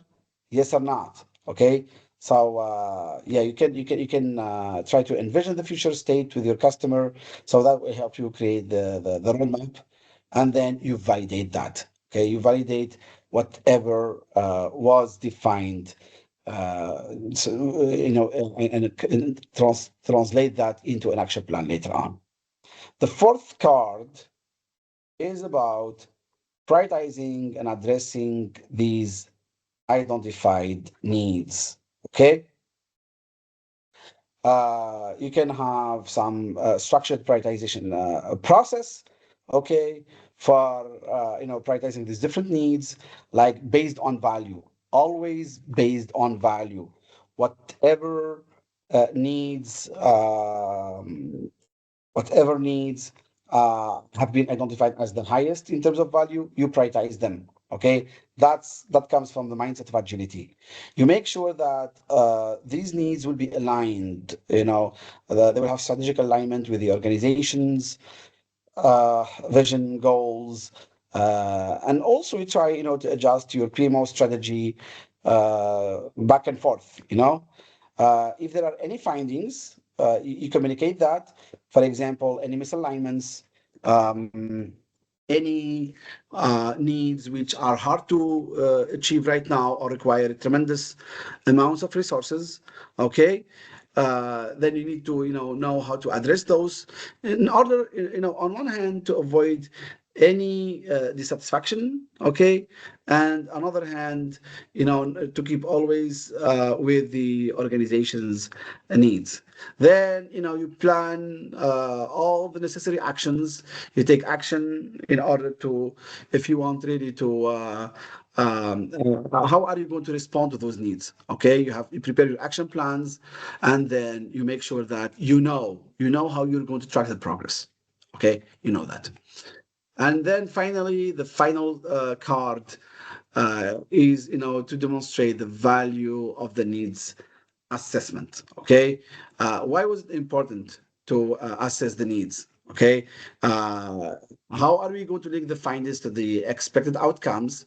Okay, the outcomes will be, which later on will be measured if we have delivered the expected value or not. Why did we need those such resources? So how are we going to justify, okay, the resource allocation? I remember in the PMI-PMOCP exam, to be honest, there were a few questions about the justification of the cost, the resource allocation. Why did it consume such resources? How is that being justified? There were no calculation questions, to be honest, in the exam. No, it was mainly about whether you understand the mindset or not. Okay, and it's all, I think, based on the your understanding of the value PMO is supposed to deliver.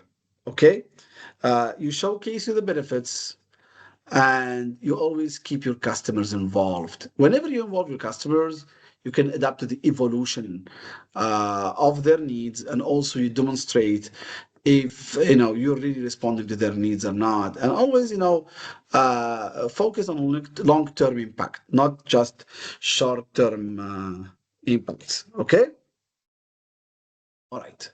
Let's have a question, then some tips and tricks, and then we can take a break. We're almost on time. Okay. A PMO has been established to enhance project delivery consistency across multiple departments. After several months, adoption of PMO methodologies remain uneven. Some teams adhere to templates, others adapt or disregard them. Senior management questions the PMO's value again, while high-performing teams report that standardized processes hinder efficiency. I think I had this question, to be honest. I think I had it really for real. I think I had it. Or I think it's very similar to it, to be honest. Okay, maybe very similar to it. All right.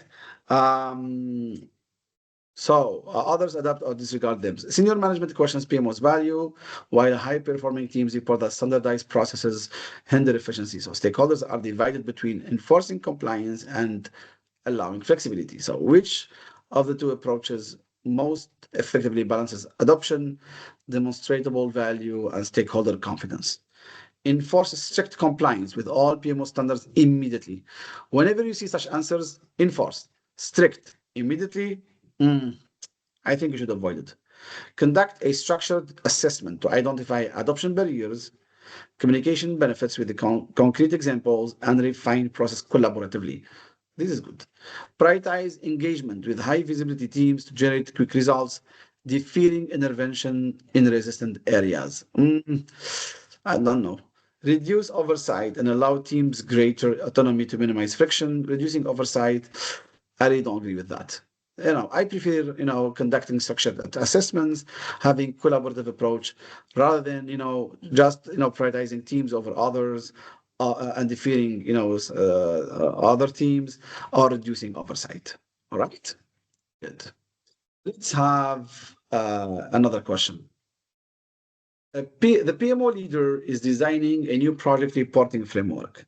Some departments some departments have informal but effective methods, others struggle. So leadership expects measurable improvements within 2 quarters, and resources are limited. Employees are unsure how the PMO can help. So which approach best balances needs assessment and awareness? Conduct a targeted needs assessment focusing on departments with the largest reported inefficiencies. Perform a cross-department assessment, then pilot and communicate PMO services iteratively. Implement a minimal standardized process immediately, adjusting later based on adoption. This is wrong. Okay, doing something immediately, adjusting later. Build awareness first through workshops, postponing detailed assessment until after adoption. Postponing is not such a positive, word in the PMI's mindset.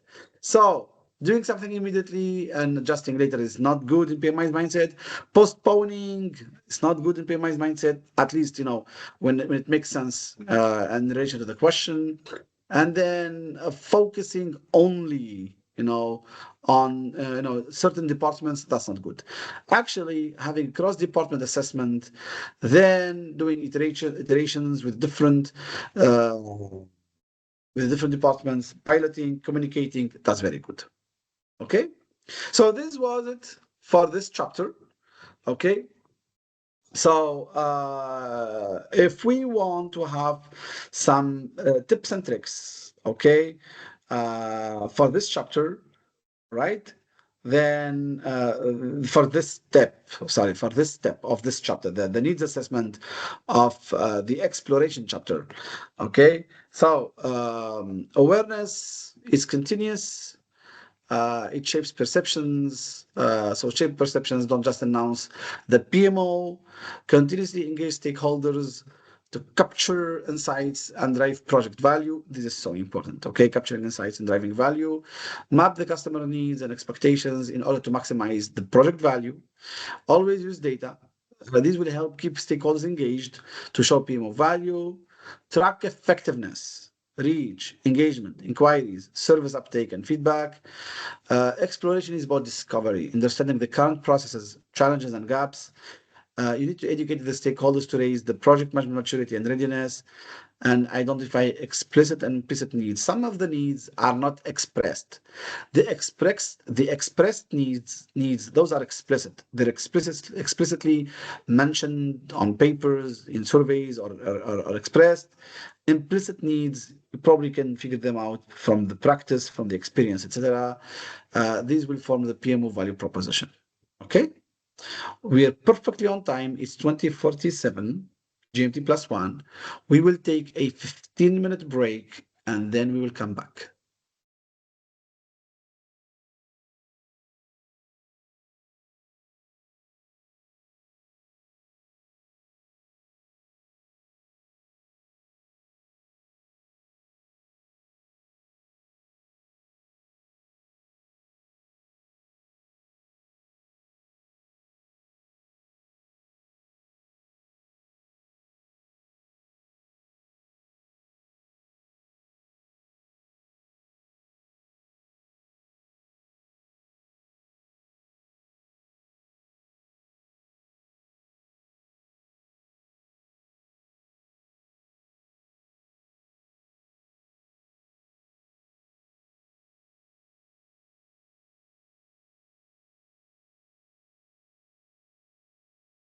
So,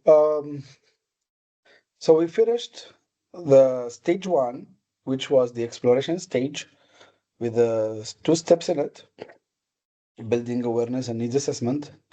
Now we're going to go into chapter four, and this is stage two of the flywheel, okay, which is the design. All right. We're now going to design the services according to the customer's needs.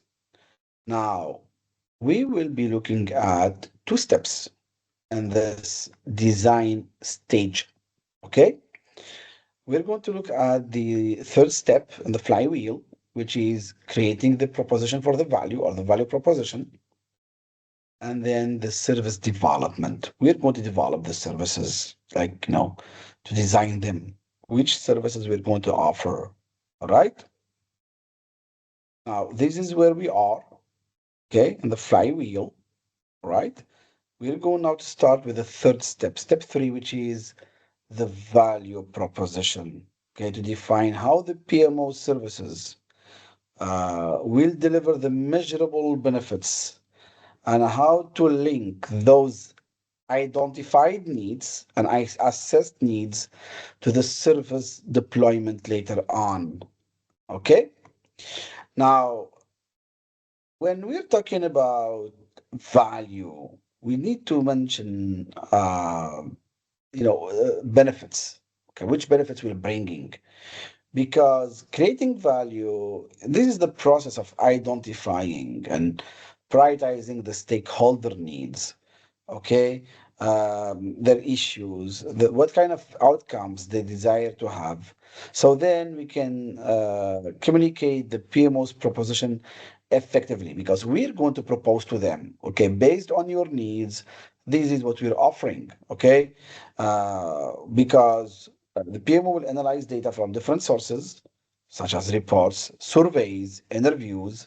Okay, the PMO will have to identify the common themes and patterns across the different stakeholder needs groups. Sorry, uh, the key stakeholders' needs will be documented, and then those findings will be categorized, and aligned with the potential services we might offer as PMO. Then the needs are prioritized based on frequency, impact, and alignment with the organization strategy. Okay. Different techniques will be used, like weight scoring to support the prioritization process. During the value proposition, the pain point profiles will be developed to highlight the major needs, their impact, and also create some visual summaries like mind maps, infographics, etc. By having this value proposition review and refinement process, this will help to continuously update and refine the PMO's value proposition, okay, to ensure that it always stays relevant and aligned with the evolving needs of the stakeholders and the organizational priorities. These will keep the customers engaged, and this also will facilitate their buy-in. So, our value proposition, it will be like our offer to them according to their needs. Okay. Of course, like the previous different steps, we're going to have the implementation steps. What are the different implementation steps for the value proposition? Step one is about synthesizing the needs assessment outcomes. Step two is about mapping the pains to the potential solutions. Step three is about defining the PMO value proposition. This is a very important one. Step four is about establishing and evolving the value proposition. It will not be just one time proposition. And step five is about measuring and refining the PMO value proposition. Okay. So let's start with synthesizing the needs assessment outcomes. Okay. So you can do that by having some comprehensive analysis, like review all the data sources. We talked about this, like the reports, the surveys, the interviews. You need to depend on data. You need to make your analysis so you can know what to offer, what to propose. Okay. Look into the needs prioritization. Okay, rank the needs using different ranking methods like the Moscow. Here's the Moscow method. Okay, here it is. Here, okay, prioritize your customers' needs. What are the must-haves? These are the critical needs tied to the PMO success. What are the should-haves? These are important needs but are not critical.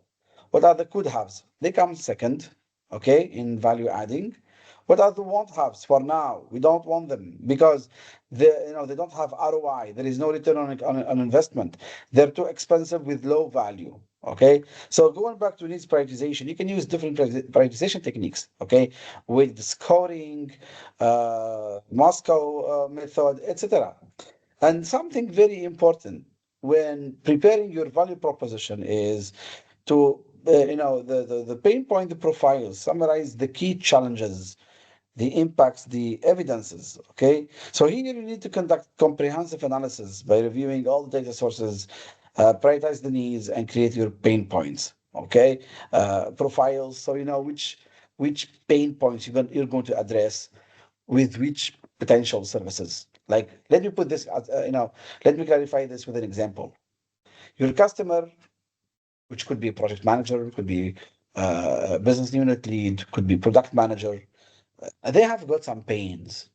Maybe the projects are not performing well, maybe reporting is not effective, maybe they're lacking to knowledge in certain areas. So these are their pains. This will help you propose value to them. Hey, we can help you get rid of those pains. Oh, how can you do that? Yeah, we can design some services for you.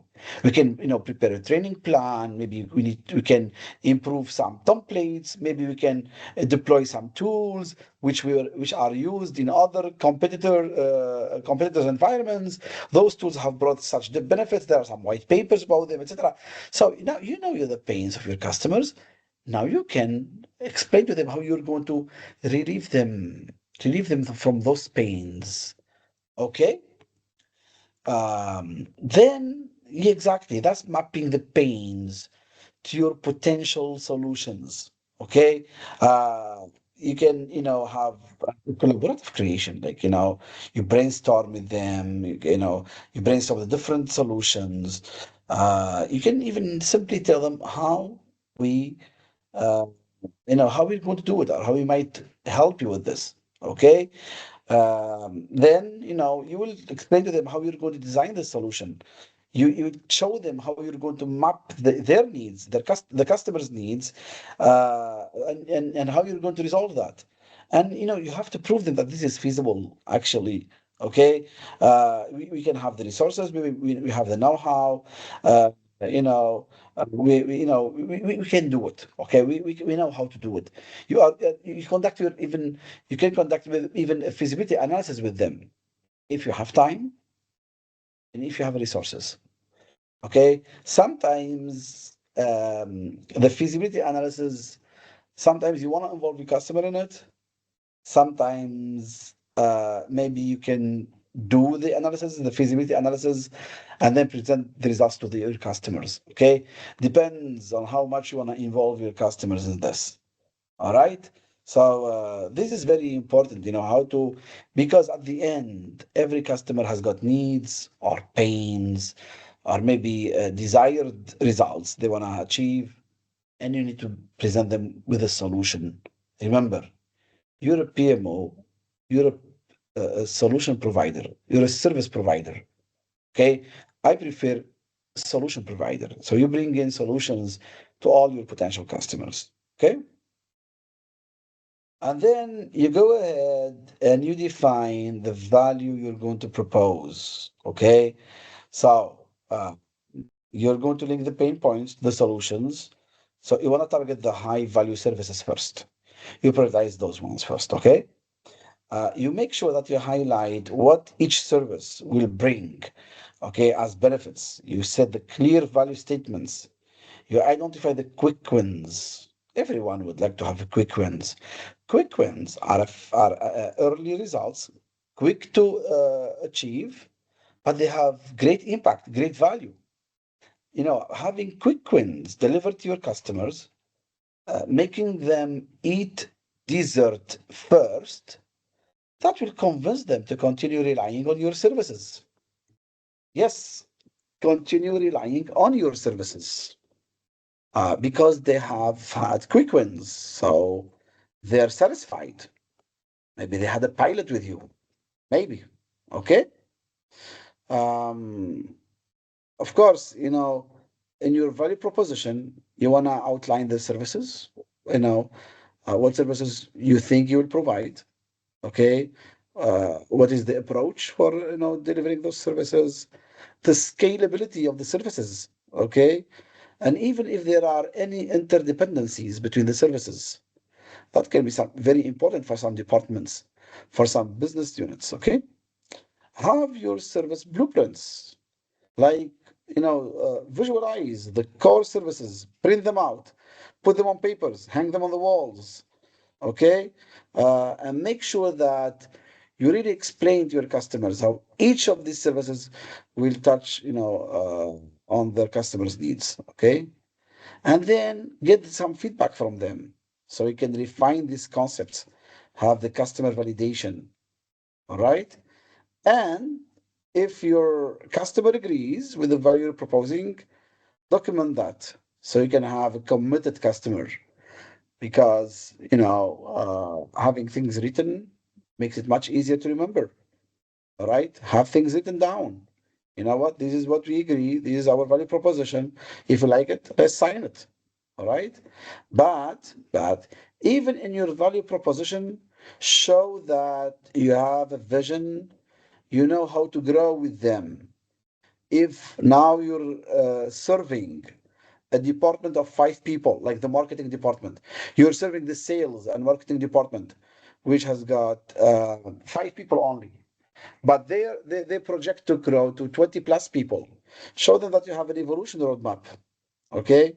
So, you will evolve over the time, because serving 20 people is not like serving 5 people. Okay. And one of the most important uh, points for me, but for me personally, is you have a great proactive risk management strategy. Really, it's proactive, it's strong, it's well established.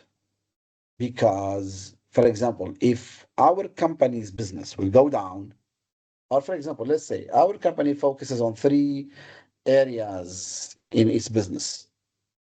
Now, because of the evolution of AI, we expect that, or we think that when one area might go down because actually AI is taking over certain parts of our business.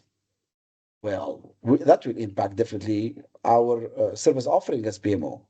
However, we're ready. We have identified such risks early enough, and we have prepared some, contingency plans, maybe mitigation plans, maybe. Okay. So, yeah, would be part of your value proposition. So you need to know what to offer. Okay, make sure you know very well what you're offering. Convince them with your offer. Guys, write this down on a piece of paper. Convince your customers with what you're offering. Okay? All right. Now, once that done, then you need now you go on and to establish your value proposition and make sure that it evolves with whatever needs evolve. Okay, so you have some frequent or regular review schedules. So you have regular reviews to align with the planning cycles, the also the evolvement in the expectations and the needs. You might want to have a review board. Create a cross-functional team to assess and refine value. Yes, try to catch the value, try to find the value. Okay, so your value proposition is not a one-time thing. It can evolve, right? Also, manage feedback, capture insights, so you can support the continuous improvement. Okay, that's something very important to do. Document lessons learned.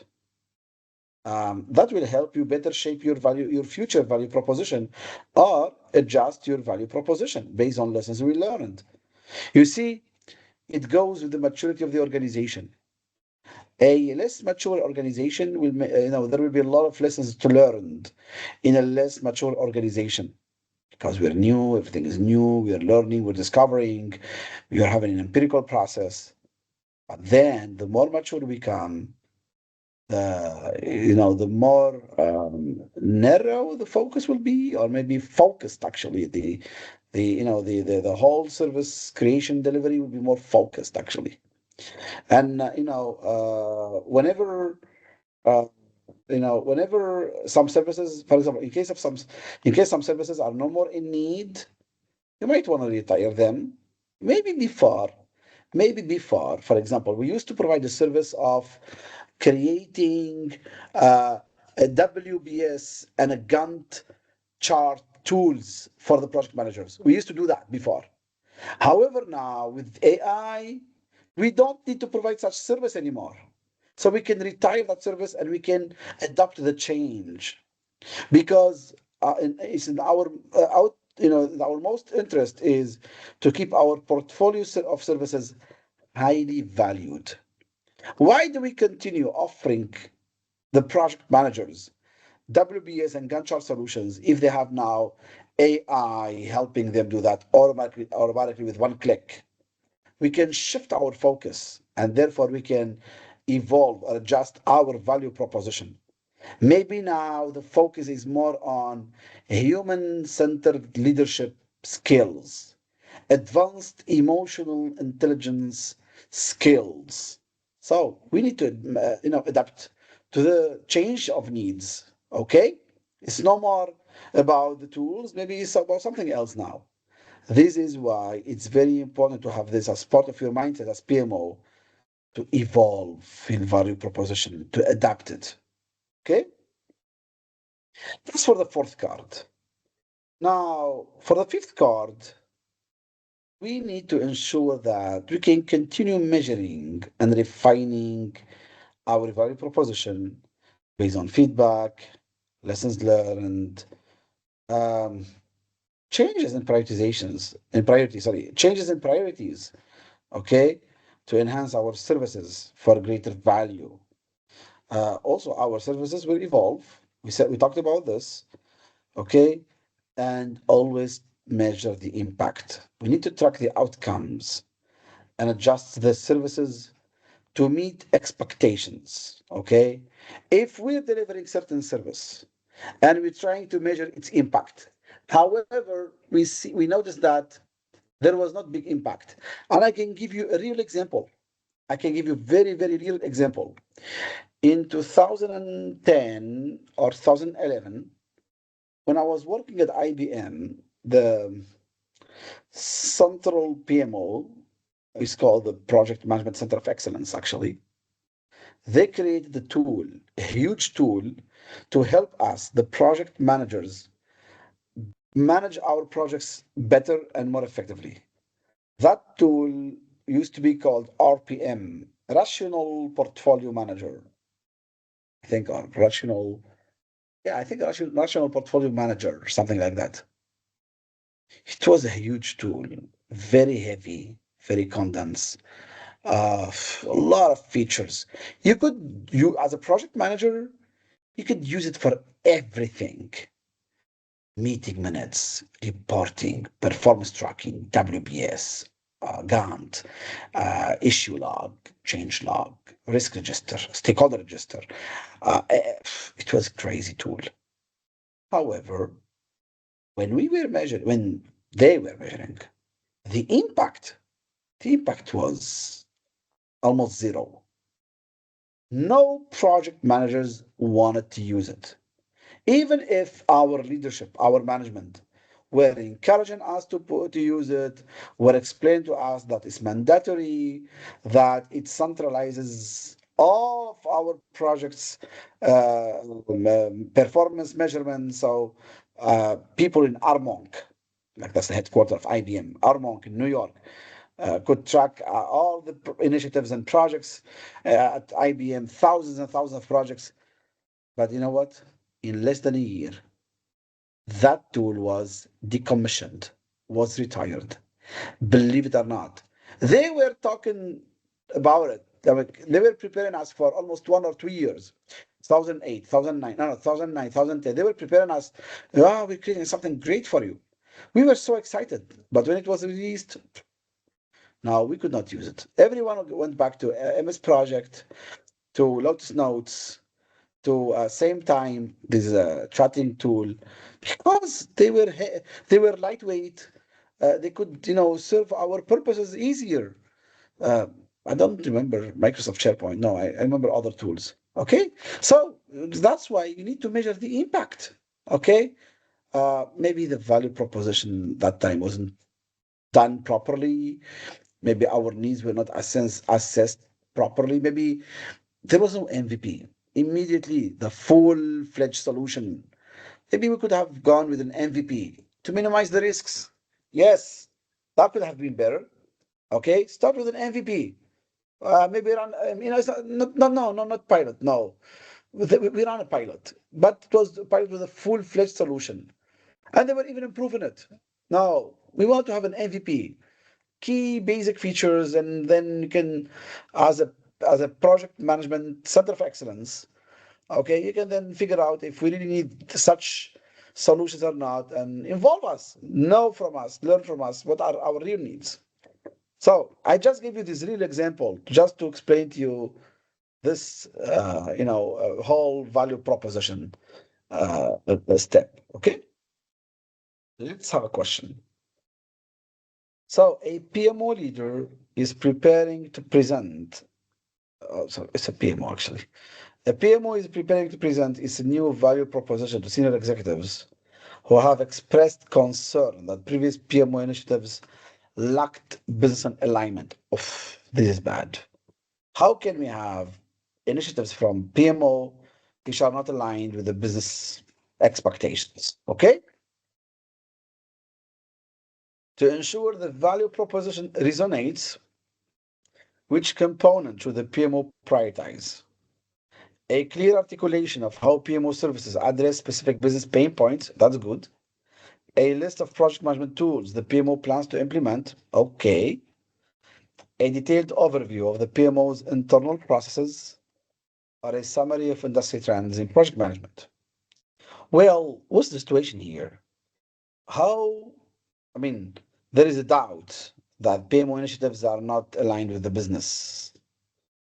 Now, it's not about the tools to implement, it's not about the PMO's internal processes, it's not about the summary of the industry trends or the benchmarking. It's actually, we need to show how the PMO services address specific business pain points.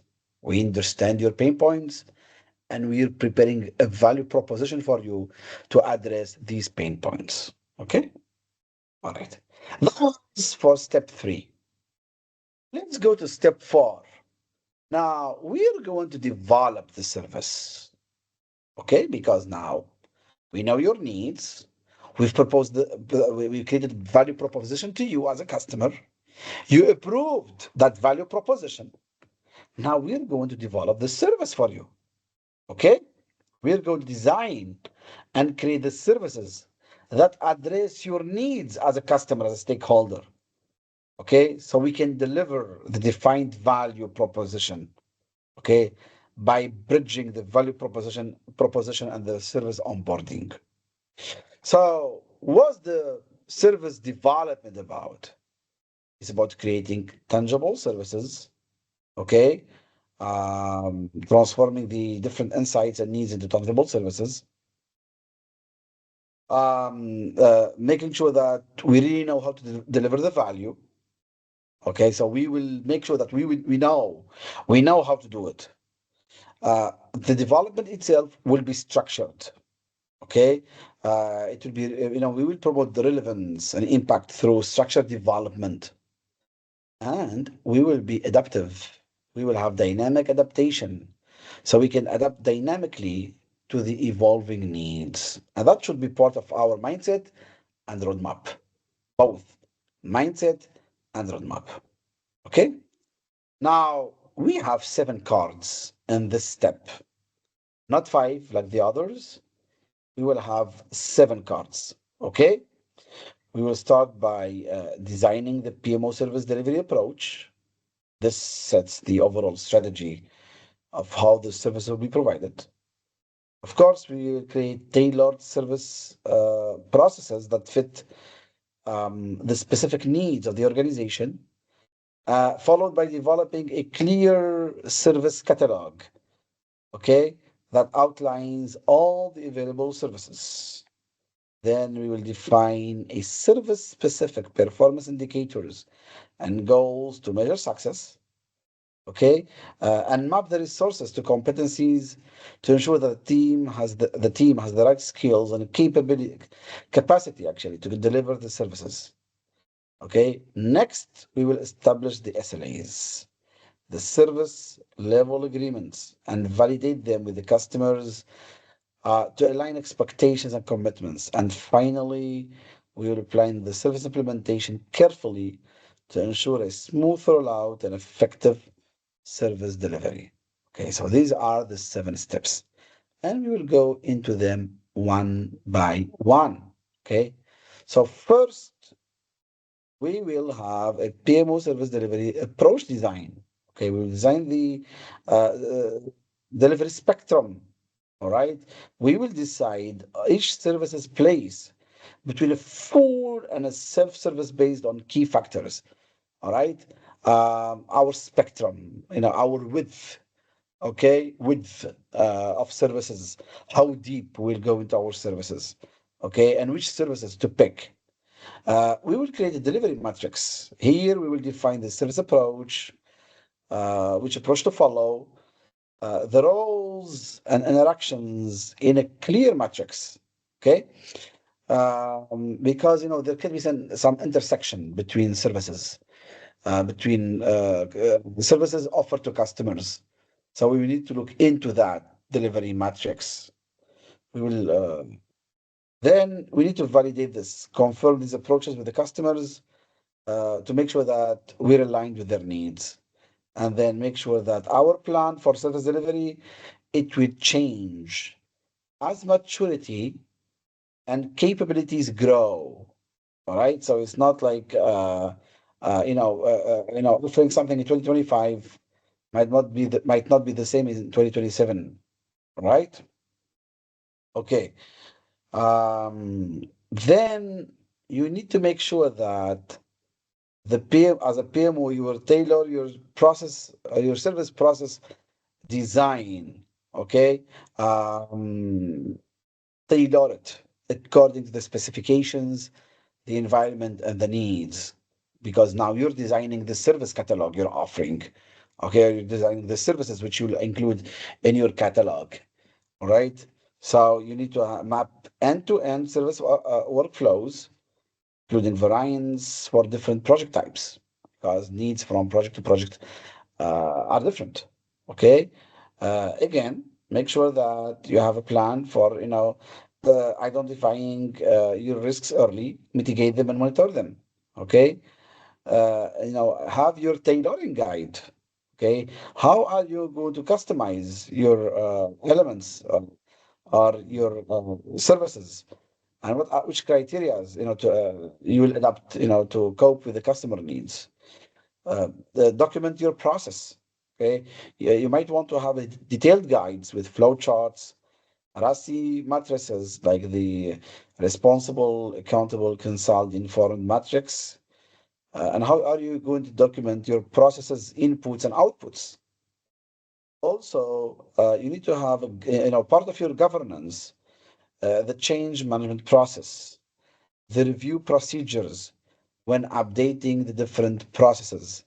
Because when you're tailoring or when you're designing services, and you're defining the service, the processes in each service, the inputs, outputs, there will be changes over time. How are you going to cope with those changes?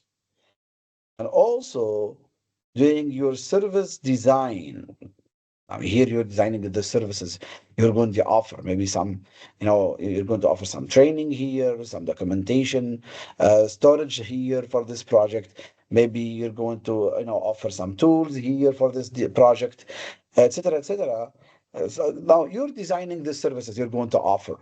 Okay, so those services will have, you need to tailor your design process for those services and make sure, you maintain a very good communication strategy. You share some user-friendly materials so you can help your customers understand and apply processes. Okay? So this is what you need to do, all right, while designing your services. Okay, this is, the process of designing. And now, once you have designed your services, they will go into your catalog. This is your PMO service catalog. All right. This is a formal document. It can be a system. It can be a book, PDF, a book, a portal, an online portal, etc. It will list all the services offered by the PMO. Okay, it defines the description of each service, the eligibility for that service, because not all departments or maybe not all projects are eligible for all services. Maybe for high profile projects, they can use all the tool set, but for small projects, they might just use the basic offering, for example. Responsibilities, of each party, the service level agreements, like, what's the minimum service that should be provided or should be available, like, for example, um, availability time, availability time or uptime, okay, or runtime. For some services, they should be available 24 hours, 7 days a week. Some services, now they should be available just 12 hours, 5 days a week, for example. That's a sort of SLA definition, okay? This catalog will act as a reference, now for the stakeholders to understand how the PMO can help them, okay? Uh, because the service catalog development is about documenting and standardizing what the PMO offers to help projects succeed in a transparent and organized way. So the process of creating the service catalog, it involves identifying the services, okay, like, setting the service name and description, defining the services, describing each service, purpose, deliverables, target audience, classifying the service, okay, grouping them into categories like governance, tools, training, and reporting, setting the expectations, defining timelines, responsibilities, SLAs. Then, of course, you will need to publish the catalog and have a continuous improvement. Okay, so this is your surface catalog. It's based on the value proposition, addresses the target audience needs. For each service, there is an owner defined delivery model. How is it going to be delivered? Is it going to be pushed to you? Are you going to receive it in form of updates? Is it in the form of documentation? What is the service features? Like, for example, if you're talking about a tool, like a planning tool, a project planning tool, it definitely will have features. Can it help me set dependencies between tasks, set relationships between tasks or activities? Uh, Technology integration. Are we going to integrate some AI or not? We talked about SLAs, access procedures. Who can access what? Okay. Maybe top management can access all the services. Maybe project managers can access just specific services. Okay. When are we delivering? Do we have a roadmap? Are we going to have release cycles, for example? Are we providing training? If we, as a PMO, have created some tools for the project managers to use, are we going to train them on how to use those tools? How are we going to collect feedback? What if some tools crash? How can the project managers provide feedback or the service users provide feedback? Okay. And how can we know our performance?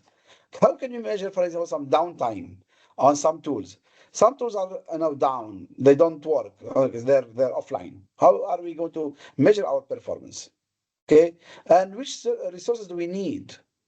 Etc. etc. So all of that will be part of your PMO catalog. Wait, guys, wait.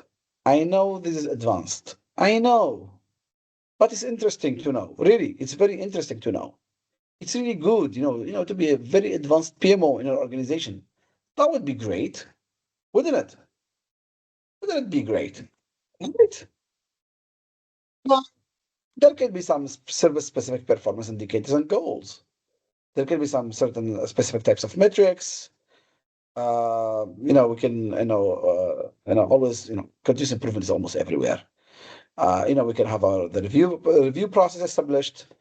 Okay, so we can make sure that we always review, we always improve to achieve our goals. Because, for example, if we have a certain service and we want to have 98% utilization rate, how can we know that it's 98% is utilized by 98% of the project managers?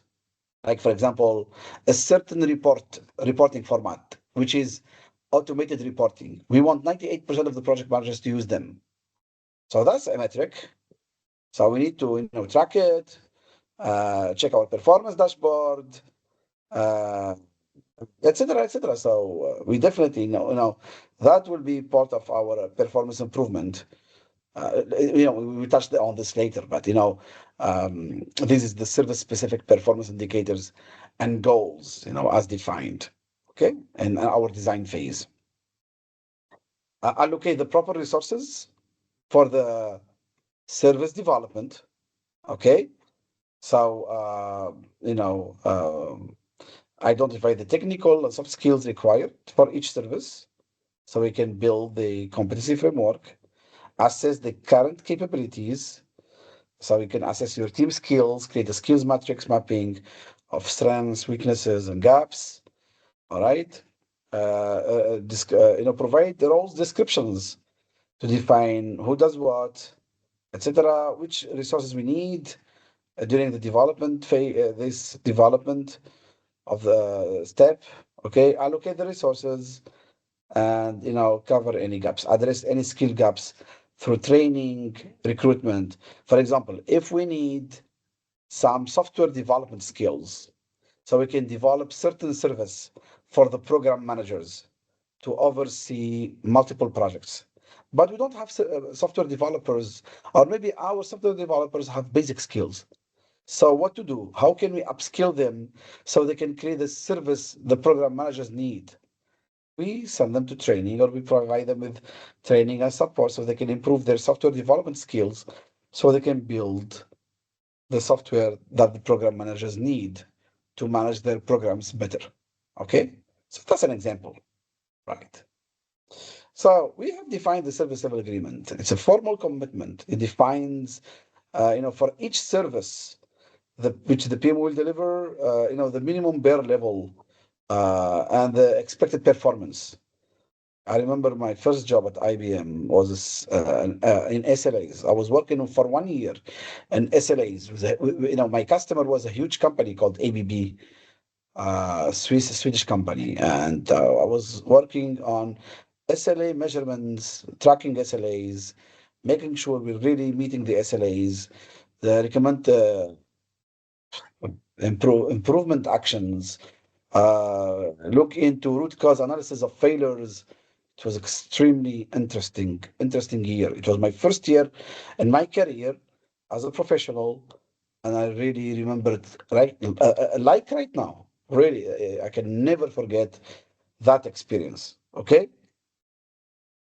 Um, of course, for SLAs, we will start by the SLA creation, like define the scope, the standards, the metrics, and even the escalation procedures in case there is a failure on a service.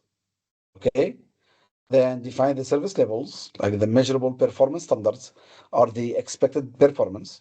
Okay, it should be aligned with the customer expectations. Okay, set the goals. Okay, the service goals, set them. Like, better to have realistic, achievable targets, like SMART goals.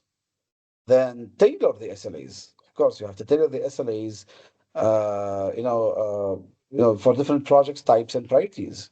Okay, validate the SLAs, review them, finalize them with the customers through collaborative sessions. It's like some sort of contractual agreement, SLAs, sort of.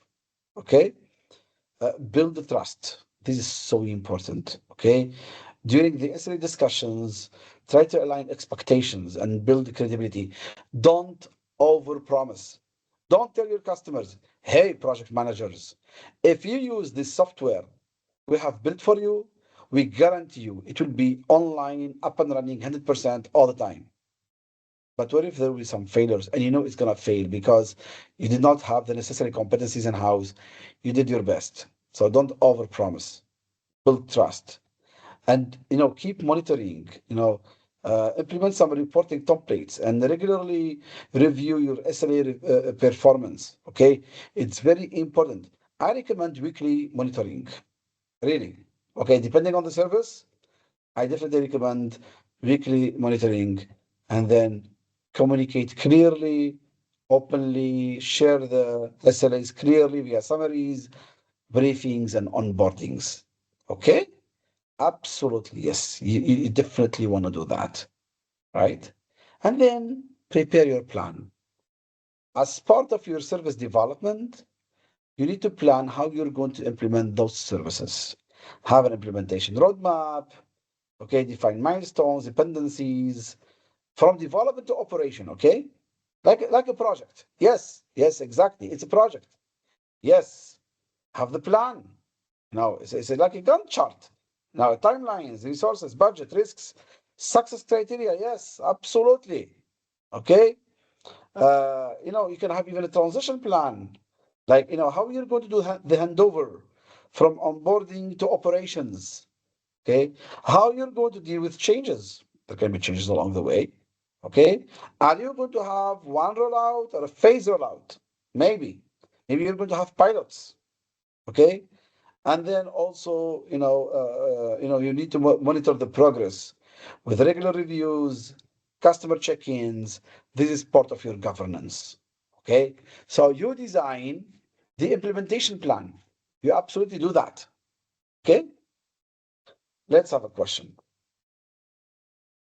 So departments report confusion about the support the PMO provides. Leadership requests the PMO to improve clarity and usability of its services. So what's the most appropriate action to be taken by the PMO leader? Publish all PMO activities and let stakeholders interpret them. This is very passive. This is not an effective action. PMI expects you to be effective in the actions and not let stakeholders interpret by themselves. Develop a structured service catalog. Good one. Defining each service. I like that. Its purpose. I like that. Its outcomes and engagement. Oh, I like that. Provide high-level summary of PMO responsibilities. That's not enough. Show examples of past PMO projects and let stakeholders infer services. No, I would go with B. Okay, I would go with answer B. Yes. Structured approach, structured catalog. I like that. Okay.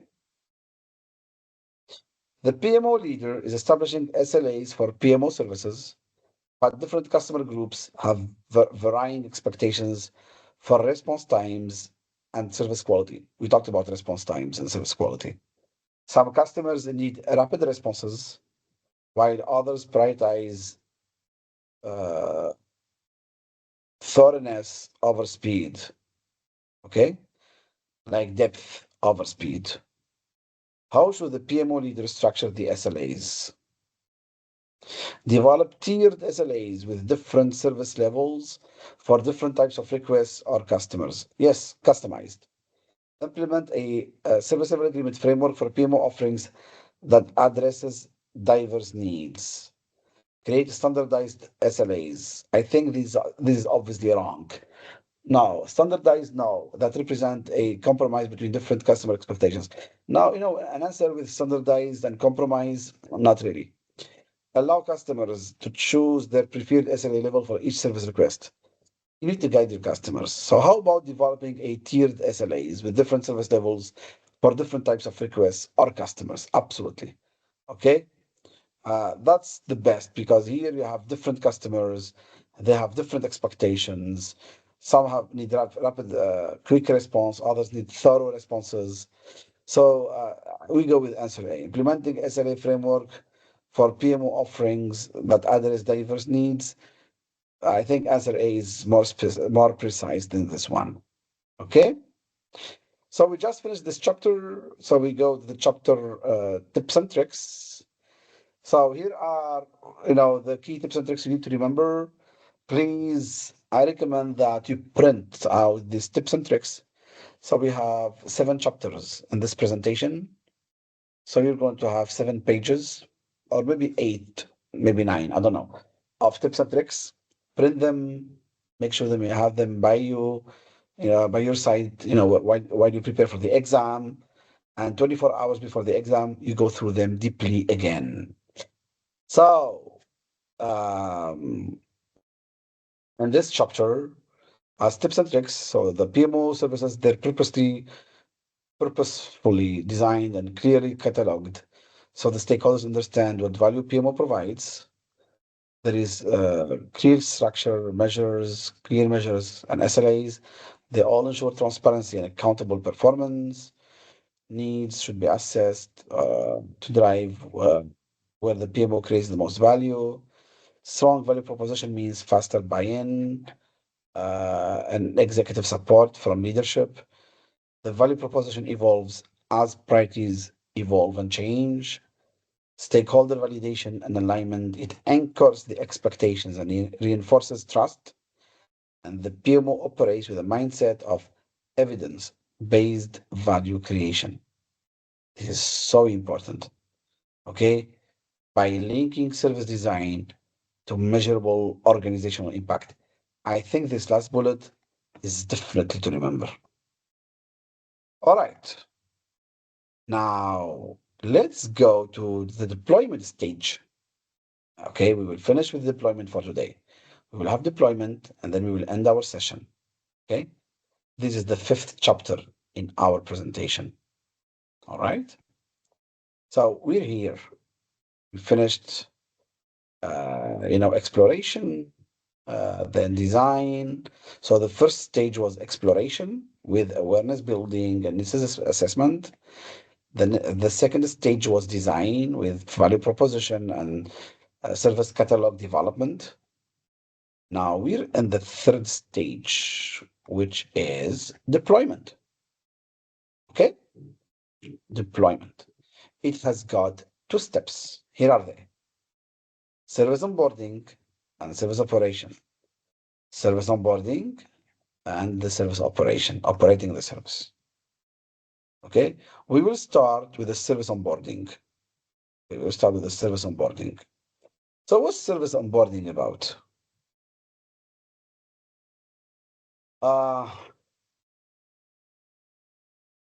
This service onboarding is about introducing these newly developed or maybe even improved services from the PMO to the intended users. Yes. Okay. Because the PMO might develop totally new services or maybe will simply enhance the services it's been delivering. As simple as that. Okay. For that, you need to have a structured process to introduce these services to the users. You need to know how to bridge any gaps, by connecting the service development and the implementation. That's a tough one, to be honest. That's a tough one if you did not involve your users during the development stage. But if you have involved them, if you have involved your potential users during the development stage, then the implementation should not be tough. Okay, because you've done it right and it was realistic. Prepare your customers, educate them, provide them with support to be ready to adopt such services. Of course, you can expect some pushback, some skeptics, some resistance. But if you've done your awareness building properly, then no, you shouldn't expect that much. Okay, this will help you build trust by minimizing resistance to change. And this way you can even target a long-term success, okay, by having sustainable services. Okay, services that would be for long term. But being for long term doesn't mean they cannot adapt. They should adapt. They should adapt. Okay. And then finally, you can influence the perception of the users by enhancing the effectiveness of your services and achieving organizational value. Okay. In this step, we will have, uh, sorry, yeah, for this step five, we will have, 6 cards. Okay. Preparing the PMO, preparing PMOs and, preparing the engagement, preparing a training program, how to use the different services, maybe. Maybe you can have a pilot and get feedback to minimize the risks, get support for the infrastructure establishment, then monitor the performance, and get evaluation, and then, of course, this is what the PMO always wants to transition to full service operations. That's what they definitely want. Okay, let's start with the first card, preparing the customer uh, and for engagement. Okay, here you can build your engagement strategy.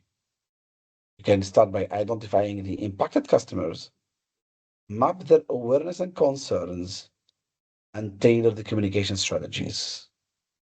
Build awareness, like run some teaser campaigns, keep them excited, have some kickoff events, even showcase benefits to generate excitement.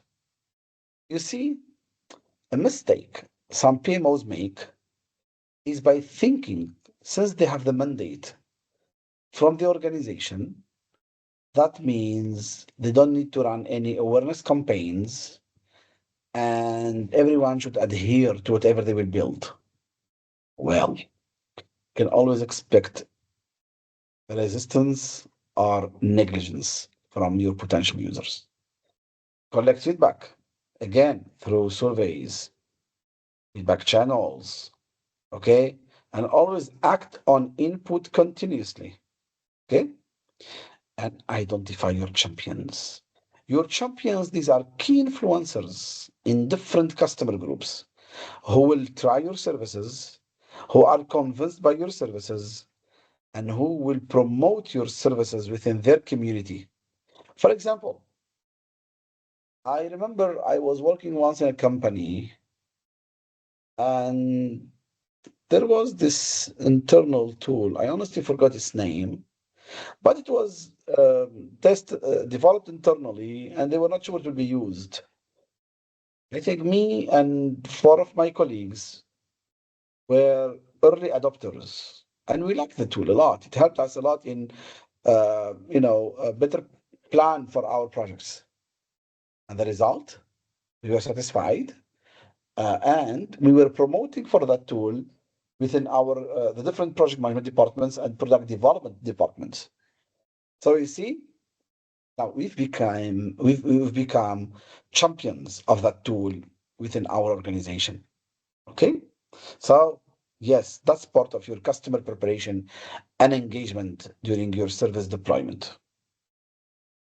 Okay, then you can have some training program developed or training programs developed to make sure that you teach the users how to use your different services. Okay, you need to you can have some needs analysis, prepare a curriculum of training, teach. Sometimes some people assume that project managers know how to create a project charter. Believe it or not, many project managers don't know how to create a project charter, don't know how to update a risk register.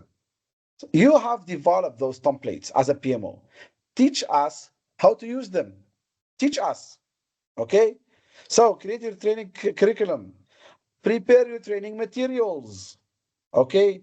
Some, whether it's gonna be manuals, guides, videos, e-learning, maybe workshops, etc. Define your learning approach. Is it gonna be blend self-paced? Is it gonna be instructor-led sessions? Use some real scenarios, maybe. Recognize competencies, implement some assessments and certifications to validate skills. Yes. Now, for example, this PMI-PMOCP is part of that recognition of competencies. If you are PMOCP certified, that means you've demonstrated certain level of awareness and maturity. If you're CAPM certified, that means you have the basics, at least, which allow you for entry-level jobs in project management. If you're PMP certified, you should demonstrate some advanced skills. If you're PGMP certified, etc., etc., or SPM certified, senior project manager, for example. Train the trainers. Yes.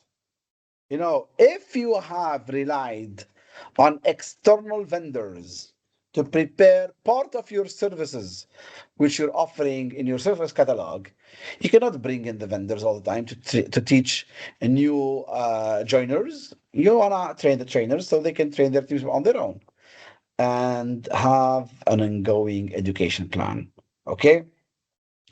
Plan some refreshers, like, once in a year, maybe have a refreshing training, maybe some advanced courses to foster continuous learning. Okay? Now, as part of your service deployment, you might want to have a pilot. Why don't you start with a pilot? This will help you collect feedback. Decide the group. Which groups or projects will go for trial implementation of your services or parts of your services? Prepare the plan. Now, which services, define the scope, the objectives, success metrics. How can we know if the pilot was successful or not? How are we going to collect the data? Get some support for the pilot. Okay, maybe get some dedicated help. HR and management should help you with that. Okay, implement some feedback collection loops. Maybe you will create feedback, collect feedback through surveys, focus groups, interviews. Okay, uh, how are you going to analyze the data from the feedback and what you're gonna do with them? Then review the pilot results. Okay, hold some comprehensive review sessions so can you finalize service tweaks and leverage success.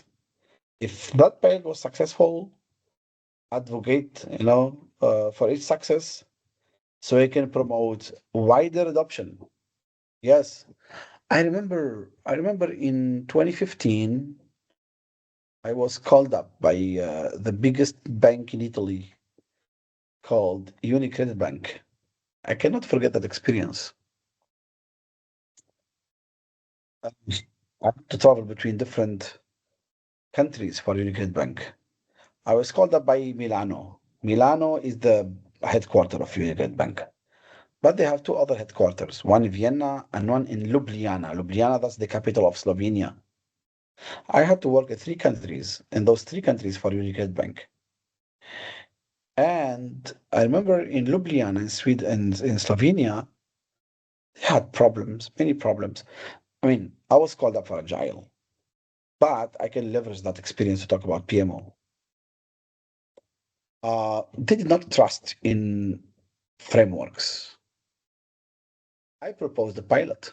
I said, you know what? Why not run a pilot for 3 months? And we will compare the performance from after the pilot to before the pilot. We agreed plans. We agreed on incremental delivery. So we don't wait until the end of the pilot. No, no, no. We will start, seeing early results already in the pilot from the first couple of weeks. And when the results exceeded their expectations and helped them resolve their 20% of the problems, which had 80% of the impact, they were convinced. And we leveraged that success to have a full-fledged rollout. Okay? So that's the approach we applied, and it's a common sense approach. All right? Now, since you're going to deploy your services, you need to have your infrastructure. So you need to have your support infrastructure established. Okay. Um, you need to define escalation paths and responsive expectations. All right. Define have clear escalation paths which feed into the knowledge bases. So whatever escalations you will have, they will feed into the knowledge bases. To create frequently asked questions, guides, and documentation.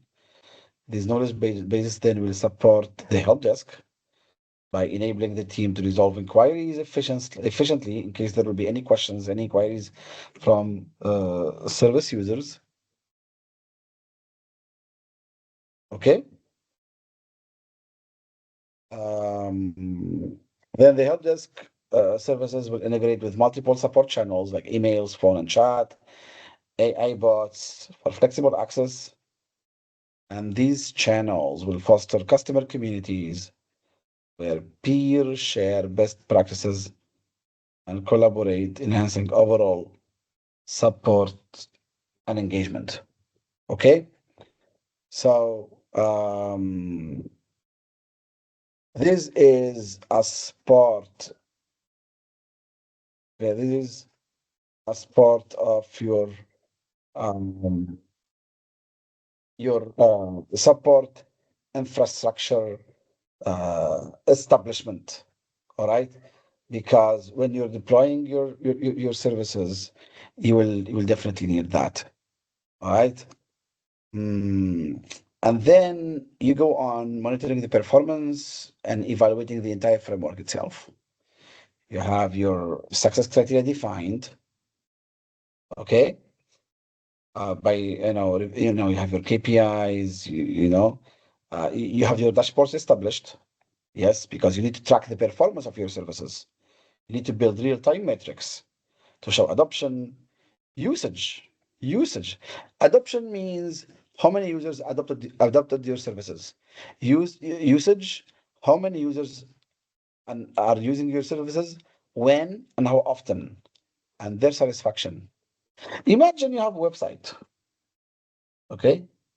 Imagine you have a website and you know you're tracking your website's visitors, and one of the metrics is the bounce rate. Now, the bounce rate shows that 85% of the customers, when they visit your website, they leave after 1 minute. What does that mean? That means your website is not attractive for them, or maybe isn't providing value to them. So, okay, that should be part of your tracking KPIs in your dashboard. Okay, so you integrate your analytics and survey tools to ensure privacy compliance as part of your data collection, and you do your performance reviews. Schedule regular review meetings to discuss the data from the users about their adoption, their usage, their satisfaction, and propose improvements.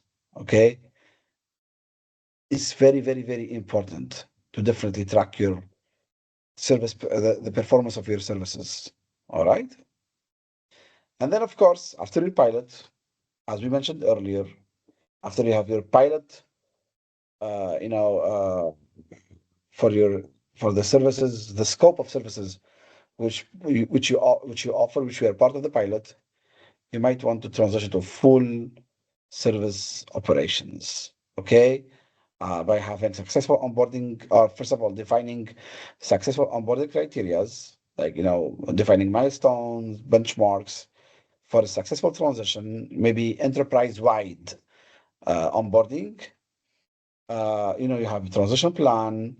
It would be a phased plan with phases, clear timelines, roles, even some risk management plan. Okay, create your handover strategy. Document all the service info, the feedback, lessons learned. Also, transfer the knowledge. You might want to facilitate some sessions, even do some shadowing, like people doing the work in front of you. The work in front of you, and you monitor that. Okay. Provide continuous support. Establish some long-term monitoring reviews.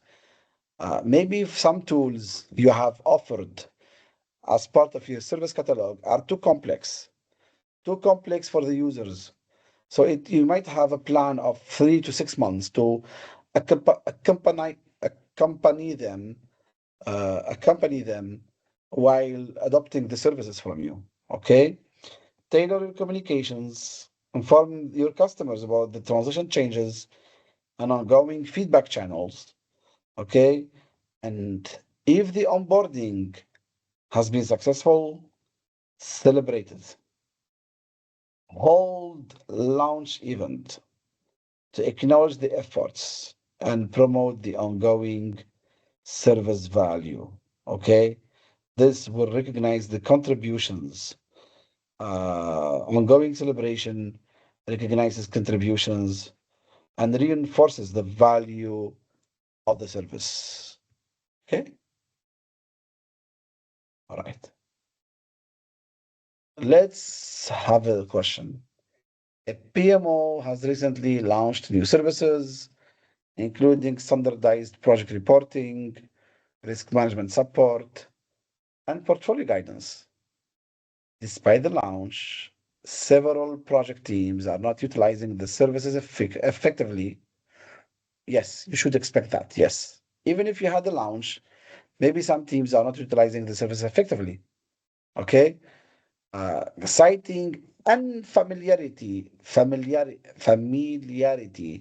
with the PMO's offerings and unclear processes for requesting support. And that's a very, very bad point. Make sure you don't fall into that trap as a PMO. What's the most effective strategy for the PMO leader to ensure comprehensive service onboarding and adoption? Rely on project managers to explore and adopt PMO services on their own? No. On their own, no. Implement a formal onboarding plan that includes tailored training. I like that. Clear documentation of services. I like that. And proactive communication to all project teams, and that responds to their pain points here or their issues here. Provide onboarding only. When you see only, that means it's wrong. To senior management, assuming we don't assume. In PMI's mindset, we don't assume. Assuming they will cascade the information to project teams, we don't assume. No, we don't rely on assumptions. No. Focus on onboarding efforts solely. When you see solely, we know it's wrong. Solely on high priority projects, leaving other teams to learn independently. Oh no, they don't learn independently. We have to guide them through. We have to provide them with support. That was for the service onboarding. What about service operation? Yes, we've onboarded our services now. Let's run them. Yes, absolutely. Let's run our services. Let's have daily execution. Let's manage our services daily. Let's have a translation strategy to translate strategy and design into action. Let's build our reputation. Let's make everyone appreciate what we have offered by providing consistent high quality delivery. Okay, let's also test effectively, provide real world tests for PMO effectiveness, and gather insight from our customers so we can make our continuous improvement. And always think strategically how to strengthen our role into the organization and be part of the organization's long-term strategy. We don't want organizations to get rid of us. Okay, we will have 7 cards, 7 steps here. Okay, doing the daily PMO service delivery management. It's like operational work. Executing the service level agreements, make sure we meet expectations. Dealing with requests and inquiries, complaints, okay. Make sure we have proper resources allocated.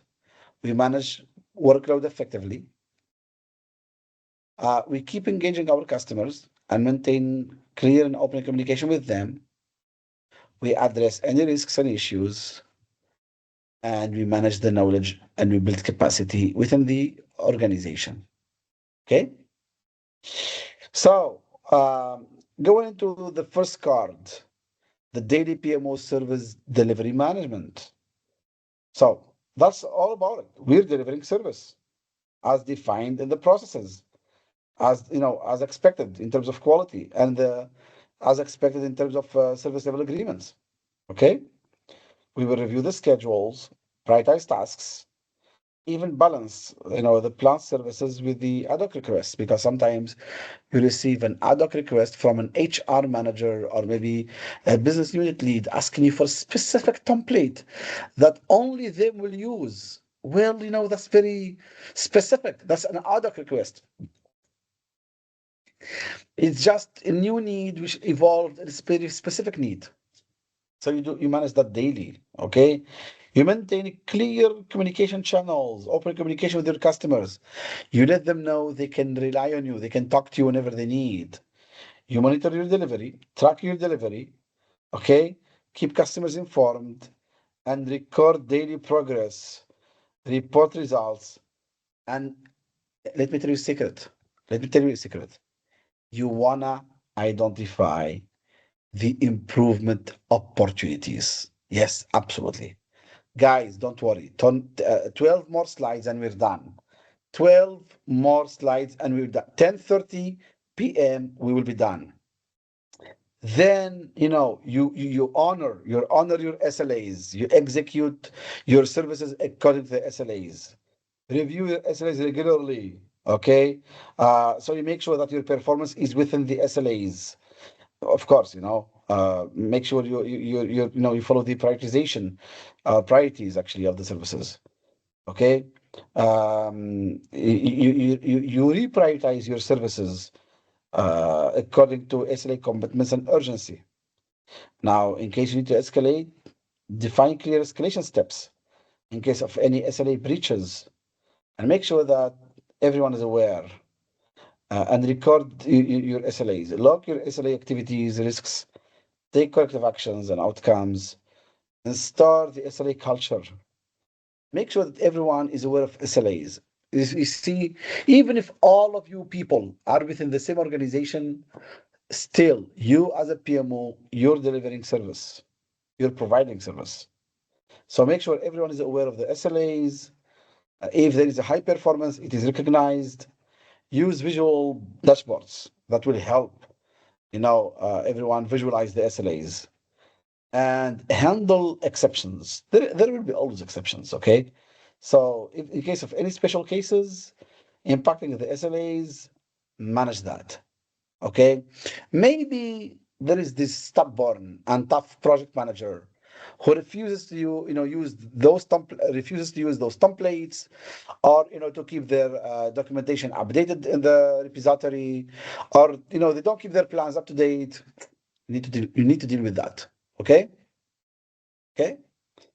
Of course, you can receive sometimes some requests, inquiries. So you need to have a tracking system. Use some robust tool to log, categorize, assign, and track requests. Then prioritize the requests through. You need to have a consistent framework for prioritization. Of course, you need to know how to address the urgent requests. Okay. Set the response times. Okay. Now, how long would it take you to handle which types of requests, depending on severity, for example, and how you're going to handle extraordinary requests. First, you need to define criteria. What does it mean, extraordinary request? Sometimes management asks you to implement a new service and they need it yesterday. So that's an extraordinary request. It's urgent, and now you need to have procedures for escalating complex or critical requests. Remember, you're a service provider. Okay. Now, having the proper resources allocated and the workload managed, that will help you in your service operations, definitely. Okay. You will have a PMO resource pool. Yes, you will have a pool of resources. Maintain it up to date, please, with a view of your team skills. You're a PMO leader. You need to understand your team skills, their capacity, their availability, allocate the resources properly, make sure that you assign tasks, uh, in accordance with the skills level of each resource. Okay, using a matrix approach and resource planning tools, balance the workload, use some systems to track workloads, adjust allocations of resources, set priorities. Okay, talk to your team, hold regular meetings, discuss how they feel. What about the workload? What are their challenges? And track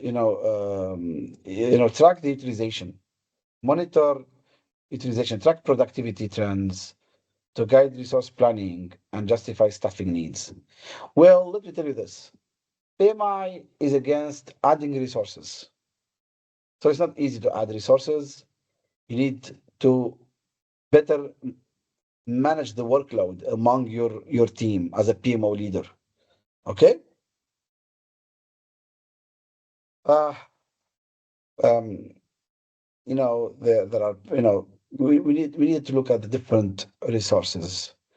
There are PMO resources dedicated to the PMO. There are resources dedicated to the project management in the organization, and there are, of course, resources dedicated to projects.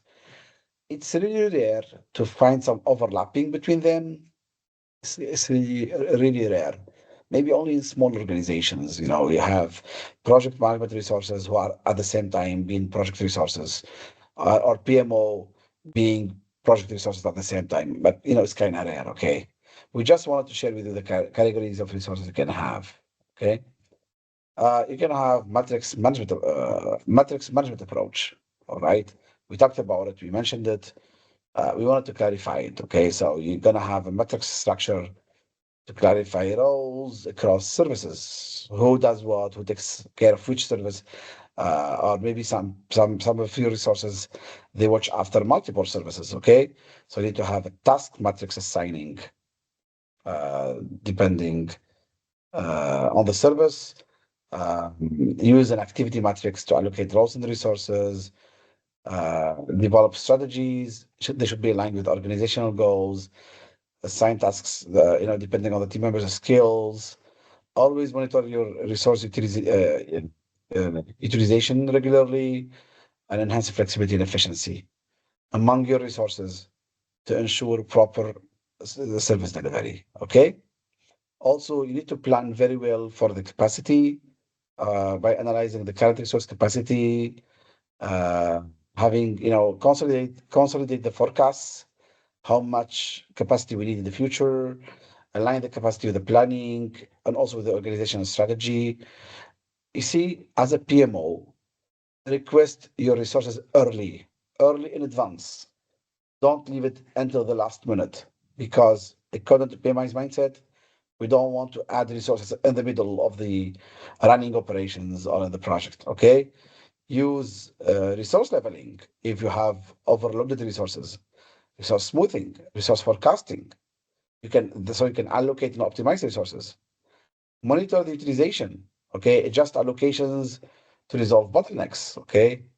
Also, you need to communicate the capacity plans clearly in advance with resource management, etc., and adjust resource allocations dynamically to meet changing changes in priorities.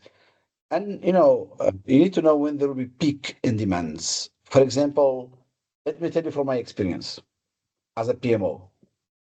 Before the summer break, there is the peak there is the peak in the requests for our services as PMO. Before year end, before Christmas break and year end, yeah, because every project manager they want to go on vacation, and before going on vacation, they want to make sure that they have finished, they have delivered, all their plans are up to date, and of course, making their plans up to date. That means they need to use our tools, and sometimes they forgot their passwords, sometimes they lost access, sometimes they did not even download the tool. So it's always before year end and before summer. Those are really crazy times. Okay. You can also rely on sometimes on external, or in case, sorry, you can, in case you're using external resources. Here you need to cooperate as a PMO leader with procurement. Okay, which resources you will need, which resource types, time, when do you need them, how much will they cost, create an issue request for proposals from different service providers. Okay, create your evaluation criteria for the services being provided by the service provider. Evaluate evaluate the proposals, select the vendors based on some selection criterias, draft the contracts, prepare terms, payment timelines and terms, train the external resources on the processes, the tools, the culture. Of course, I remember we used that in one company. We had the external resources helping us, create all the, let's call them now services in the new terminology. Okay, we didn't used to call them services. We used to call them software and tools and templates and databases and etc. But now we call them services. Okay, have established governance, how to monitor the performance of such external resources, establish communication plan, regular communication between internal and external teams, and of course, evaluate the performance of the service provider, set the exit criteria in the contract to make sure that contracts are closed properly. Okay, that's very important.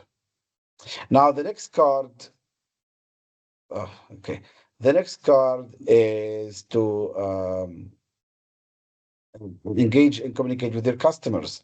Okay, whoever is using your services as PMO, establish the communication strategy, make it sure that you have defined touch points with each customer group, choose properly the communication channels according to the customer needs and customer type or customer group. Okay, collect feedback, act upon the feedback, have or position the PMO staff as strategic partners offering insights and recommendations. Yes, now you are my customer, you're a project manager. I can advise you which tools you need based on your project specifications. I will not let you choose by yourself. You can, you can pick from the catalog, but I will advise you, okay? Manage expectations, set clear boundaries on PMO services, communicate issues transparently, and it's better for everyone to have a culture of collaboration, partnership mindset to jointly achieve organizational goals. We are not enemies, really. PMOs and project managers are not enemies. I remember uh, when I became a project manager for the first time after I was a PMO, there was this controlling PMO who was chasing me for compliance. Are my project documentation up to date? Are they stored in the right repository? Are they, am I following the configuration plan, etc., etc., etc.?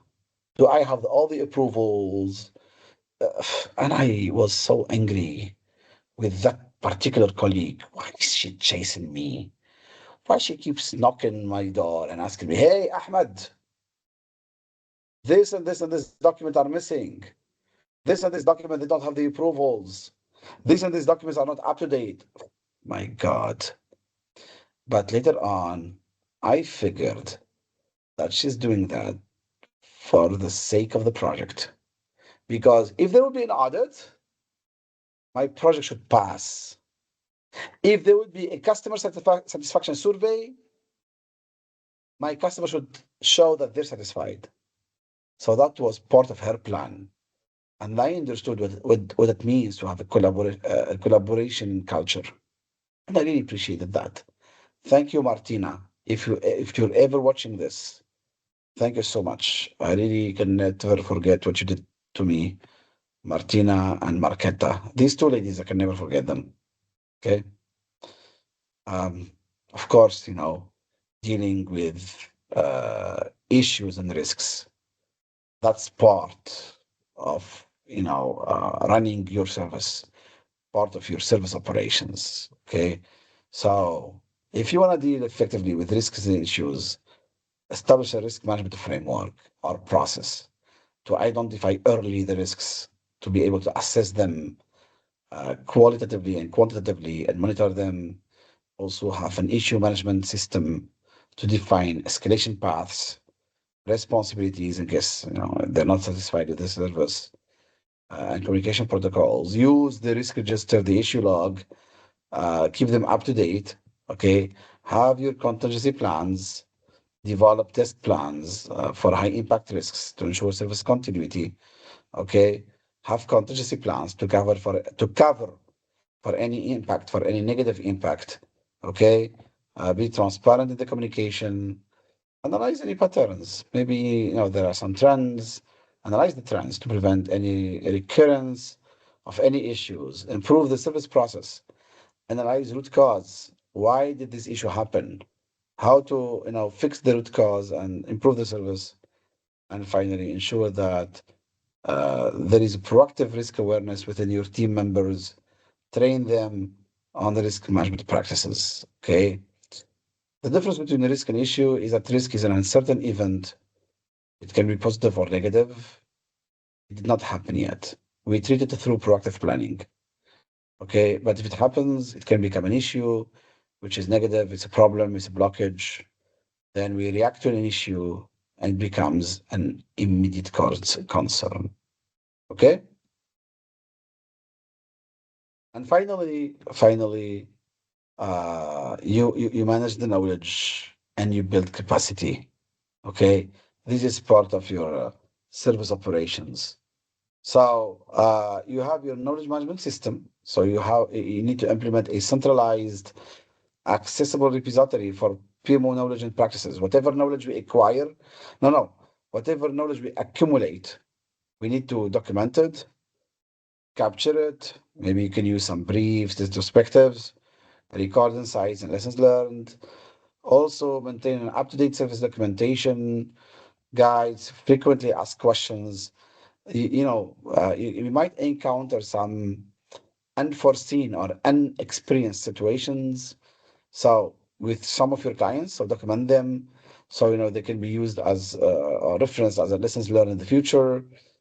Establish a structured onboarding and cross training for any new and existing staff among your team.